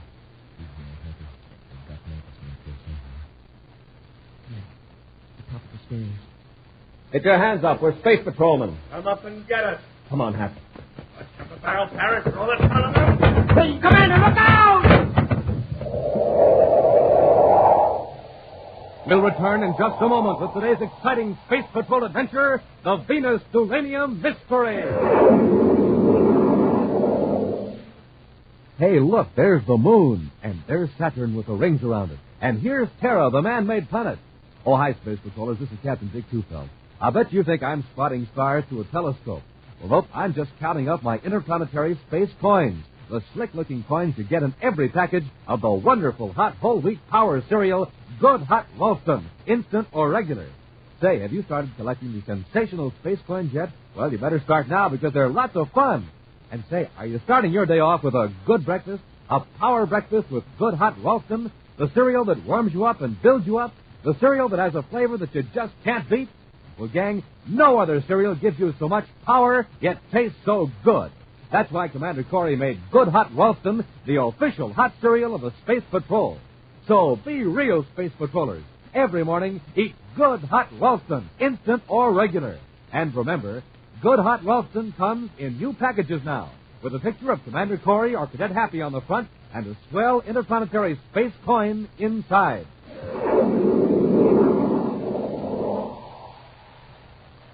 And now, for today's Space Patrol adventure, the Venus Tulanium Mystery. In Commander Corey's central office at Space Patrol headquarters on Terra, Cadet Happy is so absorbed in looking at designs for a new spaceship, he isn't aware that Buzz has entered and is standing beside him at the desk. It's a rocket. Think it'll get off the ground, Happy? Will it? Why, it's the slickest... Gee, Commander, I didn't hear you come in. That's all right. I left them out because I thought you'd be interested. Oh, by the way, I had to call off a demonstration of the new type spacesuit for this afternoon. Hmm? What happened, sir? I got a message from an old friend of mine, Frank Michelson. Oh, isn't he the former Space Patrol agent that became an explorer? Well, that's the one. There have been some rumors around that Michelson found a big uranium deposit on Venus. Apparently it's true. Uranium? Say, if it's any kind of a strike at all, Michelson can take it easy the rest of his life. Well, Frank Michelson wouldn't take it easy if he was the richest man in the universe. His message wasn't very informative, but I gather that he expects a little trouble. Over uranium? I would be surprised. It's rare enough to make a lot of people willing to take chances to get their hands on it. Well, we'll know the whole story when Frank gets here. He's due at 1500. Meantime, in his room at the Terra Space Hotel, Frank Michelson dictates some correspondence into a tiny micro-tape recorder, a machine that's almost entirely engulfed in his huge hand. Red Brinkerhoff, President, Interplanet Mining Company, Mercury City. Dear Ed, in view of recent developments, I suggest that we postpone further action until I consult Commander Corey. I'll be on Mercury in about 5 days to explain fully the reasons for the suggested delay. Come in. Yes, gentlemen? What can I do for you? We just want to talk to you, Michelson. Talk about that. Sure. Sit down, won't you? We'll stand, thank you. And, Mr. Michelson, I wouldn't go reaching in that drawer for a gun if I were you. Mr. Parrish here has a blast gun, and I have something almost as effective. I gather you're Jake Zalabon. That's right. You're coming with us. Is that so? All right, Michelson, get up. Now, don't try anything like that again. I think this will take the fight out of you, Michelson. Hold still. Nothing to worry about, Michelson. Just an electro-injection of propofol. You'll be able to walk and talk, but you'll be incapable of offering resistance. You'll be nice and peaceable. Propofol inhibits all traces of anger. Now stand up. Stand up, Michelson. What are you going to do with me, Zalabon? You'll accompany Parrish and me to Karazhan in the Venus jungle. I have a hunch the selenium deposits aren't too far away. You passed through Karazhan a few weeks ago. Yeah, we can work on you there without any interruptions. Nobody will ever come prowling around that old warehouse at the end of Meridian Street. Now, come along, Michelson. You're going to walk quietly between us. Take each other around, Parrish. Okay. Hey, he's peaceful as a lamb. For his own good, he'd better remain. Any word from Mr. Michelson, Commander? Not a thing, Happy. I can't reach him at the Space Hotel. Clerk says nobody answers the phone in his room. It's 16:30. He should have been here an hour and a half ago. This is right, Frank. A missing appointment. Let's go over to the Space Hotel and check on him.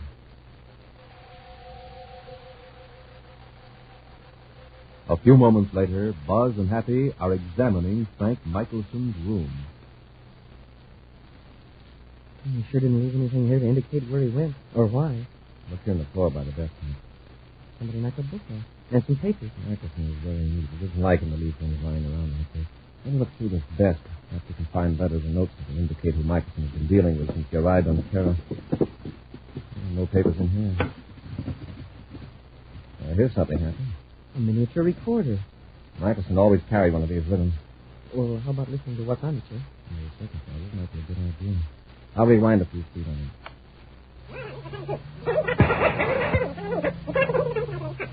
No. Red Brinkerhoff, President, Interplanet Mining Company, Mercury City. Michelson's voice. Dear Ed, in view of recent developments, I suggest we postpone further action until I consult Commander Corey. I'll be on Mercury in about 5 days to explain fully the reasons which suggest the delay. Men. Dictating a letter and someone interrupted him. Let's see if there's anything else in this tape. I'll run it ahead a little. To any conclusions you like. Now, Zalabon, take your friend Parrish and get out. First, you're going to tell us where this selenium deposit is. It's none of your business. Oh, selenium. Don't force us to get rough, Michael. Try anything in here you don't object to. You're coming with us. Let's go! Michelson did have trouble, all right. He had presence of mind to put on this recorder and leave it in the drawer. Is that all there is in the tape? We'll find out. Listen. What are you going to do with me, Zalabon? You'll accompany Parrish and me to Karazhan, the Venus jungle. I have a hunch the selenium deposits aren't too far away. Passed through Karazhan a few weeks ago. Yeah, we can work on you there without any interruptions. Nobody will ever come prowling around that old warehouse at the end of Meridian Street. I guess that's all. This will be a cinch, Commander. All we have to do is notify Venus City Space Patrol to go to Karazhan. Zalabon and Parrish might be tipped off. We'll handle this one ourselves, undercover. Karazhan, the settlement in the heart of the Venus jungle, owed its existence to one thing, the rare Picatero plant. The fibers of this plant, dried and processed in a certain way, could be woven into a beautiful, shimmering fabric that brought high prices in exclusive shops on all the planet. Then chemists discovered a way to make synthetic Picatero fibers for a fraction of the cost. The demand for real Picatero fabric declined, and with it, the bustling activity of the jungle settlement of Karazhan. Now, visitors to Karazhan are few, but the remaining inhabitants are too lacking in vitality or curiosity to pay any attention to new arrivals.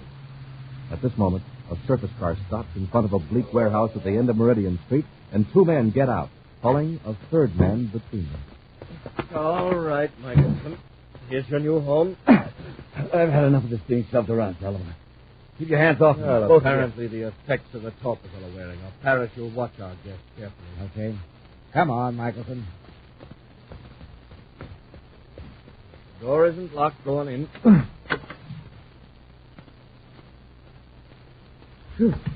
This place sure reeks. Yes, that's the Picatero. There's several bales here in the warehouse. Isn't that dangerous?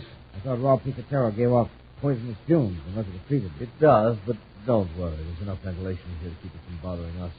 What do we do with Michelson? Take him upstairs and lock him in a room. We'll go to work on him later. Why waste time? Let's make him talk now so we can get out of this place. I've a couple of errands to run uptown. All right, Michelson, get up the stairs.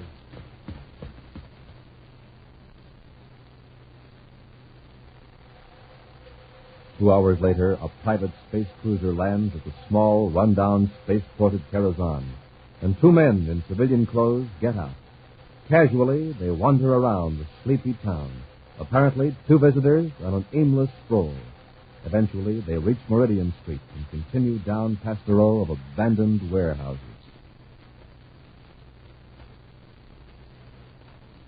Gee, Commander, this town is really dead. You should have seen it 5 years ago when the Picatero market was at its height. A regular boom town then. Oh, that must be the warehouse we're looking for. Is the surface car in front of us? Yes. Don't call your ray gun until we get inside. I'll try the door.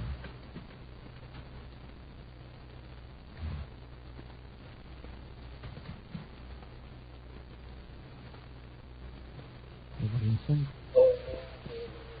Commander, it sounded like it came from up above. Got here just in time. Up the stairs. Quiet.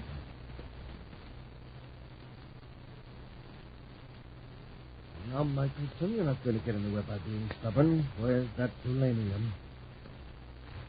I said, where is it? Pretty brave, aren't you, John? Hitting a man with his hands tied. You can spare yourself a lot of pain by telling me where that Tulania is. Michelson, suppose I should offer you a share of the profits from the Tulanium in exchange for your pledge to keep your mouth shut. Like you offer me a share of what's already mine. All right, Michelson, I'll get it out of you. Salabar, lay off. What do you want, pal? Somebody's downstairs. What? Who? I don't know. There are two of them. I'll just see that Michelson doesn't give any warning. Oh! All right, come on, pal.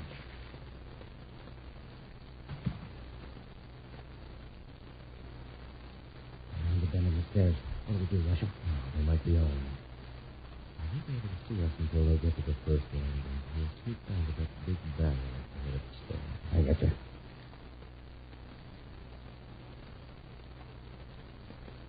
You come around the corner. We'll push the barrel down on it. Oh, they've seen us. Get your hands up. We're space patrolmen. Come and get us. Come on, Happy. All right. The barrel. Hey, Commander! Commander, look out! That took care of both of them. Okay. Go get Michelson. Bring him out here. I'll go down and get their weapons.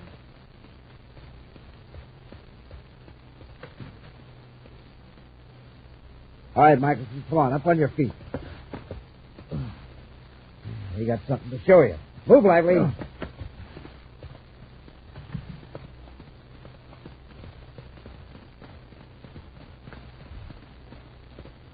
Here he is, boss. All right, take a look at these men, Michelson. You know them? Never saw them before. Oh, you never will again. I recognize them. These space patrolmen. Commander Corey and his cadet. Harris, let's finish them off before they come to. Wait, you can't do that. Can't I? Who's to stop us? Well, listen, give him a chance. I'll tell you where the Tulania is. I'll make a deal. Just give him a chance. Oh. All right, Michelson. Where's the Tulania? 500 miles up the Amaza River, just south of Lake Clifton. That's the key. Good. We'll take you up there in our ship. Can you let these men go? Oh, no, I can't read that. Paris dragged them to storage bin number 3 and locked them in with those old bales of Picatero. No, you can't do that. Those rooms are deadly poison. Yes, I know. In that sealed room, they can't survive more than 20 minutes. We'll return to Space Patrol in just a moment. Wow, the big game. Only 5 seconds left, but look at that center move that basketball. Now he jumps, he shoots. It's good! His team wins! More power to him! And more power to you. Power to think fast, power to act fast. And, gang, you'll get it from a good breakfast with that swell-tasting whole wheat power cereal, Good Hot Ralston, Instant Ralston, or Regular Ralston. More power because Hot Ralston gives you all the power of whole wheat and twice as much power from the heart of the wheat. That's why a good breakfast with Good Hot Ralston means extra protein for powerful muscles, extra vitamins for sturdy growth and steady nerves. And, gang, Hot Ralston is the only cereal that gives you so much power, yet tastes so good. So join the power team. Get Good Hot Ralston, instant or regular, right away today at your grocer's. And tomorrow morning, more power to you from Good Hot Ralston. Look for the new Hot Ralston package with the picture of Commander Corey or Cadet Happy on the front and the free space coin inside.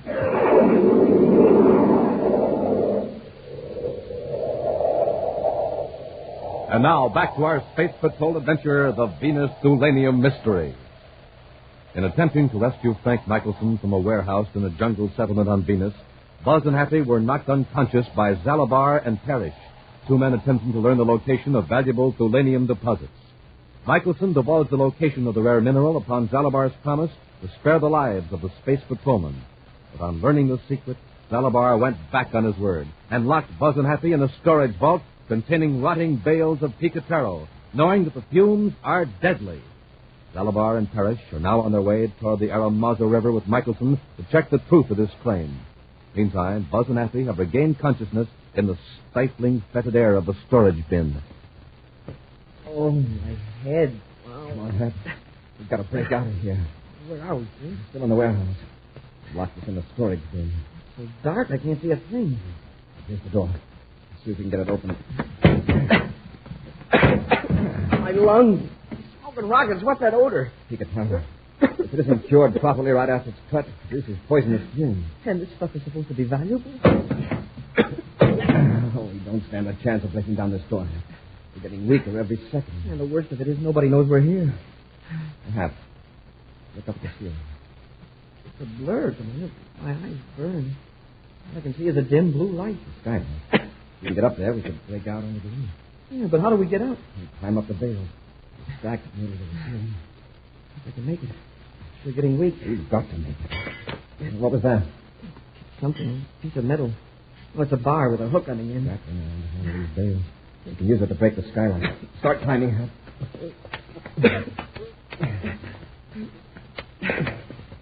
Come on, Hap. Here, I'll give you a hand. That's it. Hold on. I think I can reach the skylight from here. Now, come on, Hap. Up to the skylight. Yes, sir. That's it. Careful, don't cut yourself. Oh, fresh air sure feels good. Now, if we can get down off the roof. I'm still dizzy from those fumes, Commander. Watch your step when you get near the edge. Here's the ladder. Don't try it till you're sure of your grip. I'll be okay in a minute, sir. Look down there. The surface car's gone. Yeah. By now, Zalabar's probably blasted off. I hope Michelson's all right. We'll go right to the spaceport and see if we can find anybody that knows which way Zalabar headed. High above the lush jungle of Venus, a spaceship heads westward. Zalabar watches the terrain through a viewscope, while Parrish scans the chart. We ought to be over the Aramazo River pretty quick. And then we turn north, is that right? Yeah. Follow the river to Lake Crystal. If Michelson's telling the truth. Well, if he isn't, we'll get it out of him somehow. Speaking of Michelson, are you sure he's tied up tightly back aft? Yeah. He won't give us any trouble. If we don't find that Tulania, we'll give him plenty of trouble. That's for sure. Meanwhile, back in the jungle settlement of Karazhan, Buzz and Happy sit in the littered office of a portmaster. What's keeping that portmaster? Surely couldn't take him this long to go out to the repair shop and find a mechanic. Maybe they both went fishing. We'd only get one clue in the direction Zalabar's ship. Commander, a word keeps coming back to me. I think I heard it while we were lying on the floor of the warehouse. What is the word, huh? It was an odd-sounding English. Ara something or other. Aramona? Aramazo? Yeah, that's it. Does it mean anything? There's an Aramazo River some distance west of here. Do you remember anything else? Oh, no, sir. And the voices were all mixed up. But this one word seemed to stand out. I can turn up that space. Yes, sir. Former Space Patrol Agent Frank Michael. Frank? Commander Corey's in danger. He's locked in a warehouse at the end of Meridian Street in Carazon. Hurry. Corey's in storage bin 3. Don't try to contact me. I'm held aboard a private cruiser now heading toward Aramasa River.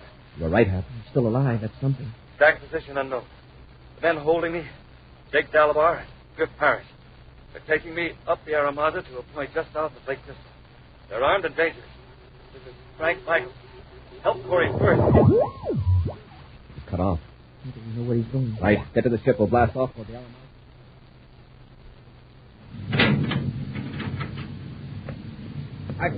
Michael, you asleep? Oh. Wake up! What do you want? I just want to check something. Hand's still tied. I'll make sure. It's the cabin. Ah. Don't you wish you'd known about this being in here? Spaceophone. I'll just take it with me so you won't be tempted. We'll be landing pretty quick. And we'll see if you were telling the truth about the Tulania. Following the course of the Aramasa River, Commander Corey and Cadet Happy fly high above the surface of Venus. The thick mist shrouds the jungle from sight, but the penetrating rays of the infrared viewscope show the terrain in sharp detail. Gee, sir, not another word from Michelson. I hope it doesn't mean Dalabar or Parrish caught him using the spaceophone. The weak signal. Atmospheric conditions could account for his fading out. I hope that's it. You were the only ones that heard him. Funny, my last check was Space Patrol Venus City. Commander, there's a ship down there at the foot of one of those hills, right near the river. See it? Yeah. Why would they land there? Unless it's forced Michelson to tell where the selenium deposit is. That means we've got to work fast. Michelson's really in danger now. Right, but we can't risk tipping them off. We'll land on the other side of the hill and work around on foot. Carrying ore testing equipment, Dalabar and Parrish force Michelson ahead of them up the steep slope of the hill. Go on, Michelson. Keep moving. You're supposed to be the hardy outdoor type, you know. Ever try climbing a hill with your hands tied behind you? You're lucky we aren't making you carry some of the equipment. Save your breath. Keep moving. There's a storm coming up. How much farther is it, Michelson? We're not crossing aboard. A few hundred yards farther up. This had better not be a stall. I told you there was Tulania here, didn't I? Dalabar, listen. What? What is it? I thought I heard a roar like spaceship rockets. Just distant thunder. Keep moving.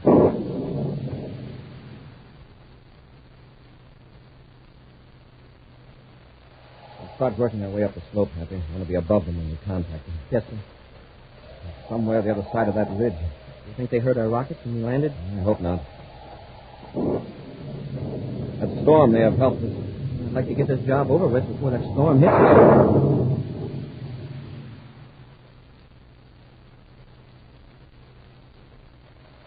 Listen, Michelson, are you sure you know what you're doing? This trip was your idea. Don't get cute. You're just making it tougher for yourself. Okay, try some of these rocks. Please, get the equipment. Aren't you going to help? We're going to be fighting the storm pretty quick. All right, I'll give you a hand. All you'll need is the electrospectroscopic analyzer. If you know anything at all about it, you'll recognize selenium. We know enough about it to tell if you're pulling a fast one, Michelson. Here, how about this chunk of rock? It's too big. Who's asking you? It is too big, Parrish. Here, this is more like it. Put it in the test chamber. I have the dial set. Okay. Get on the power.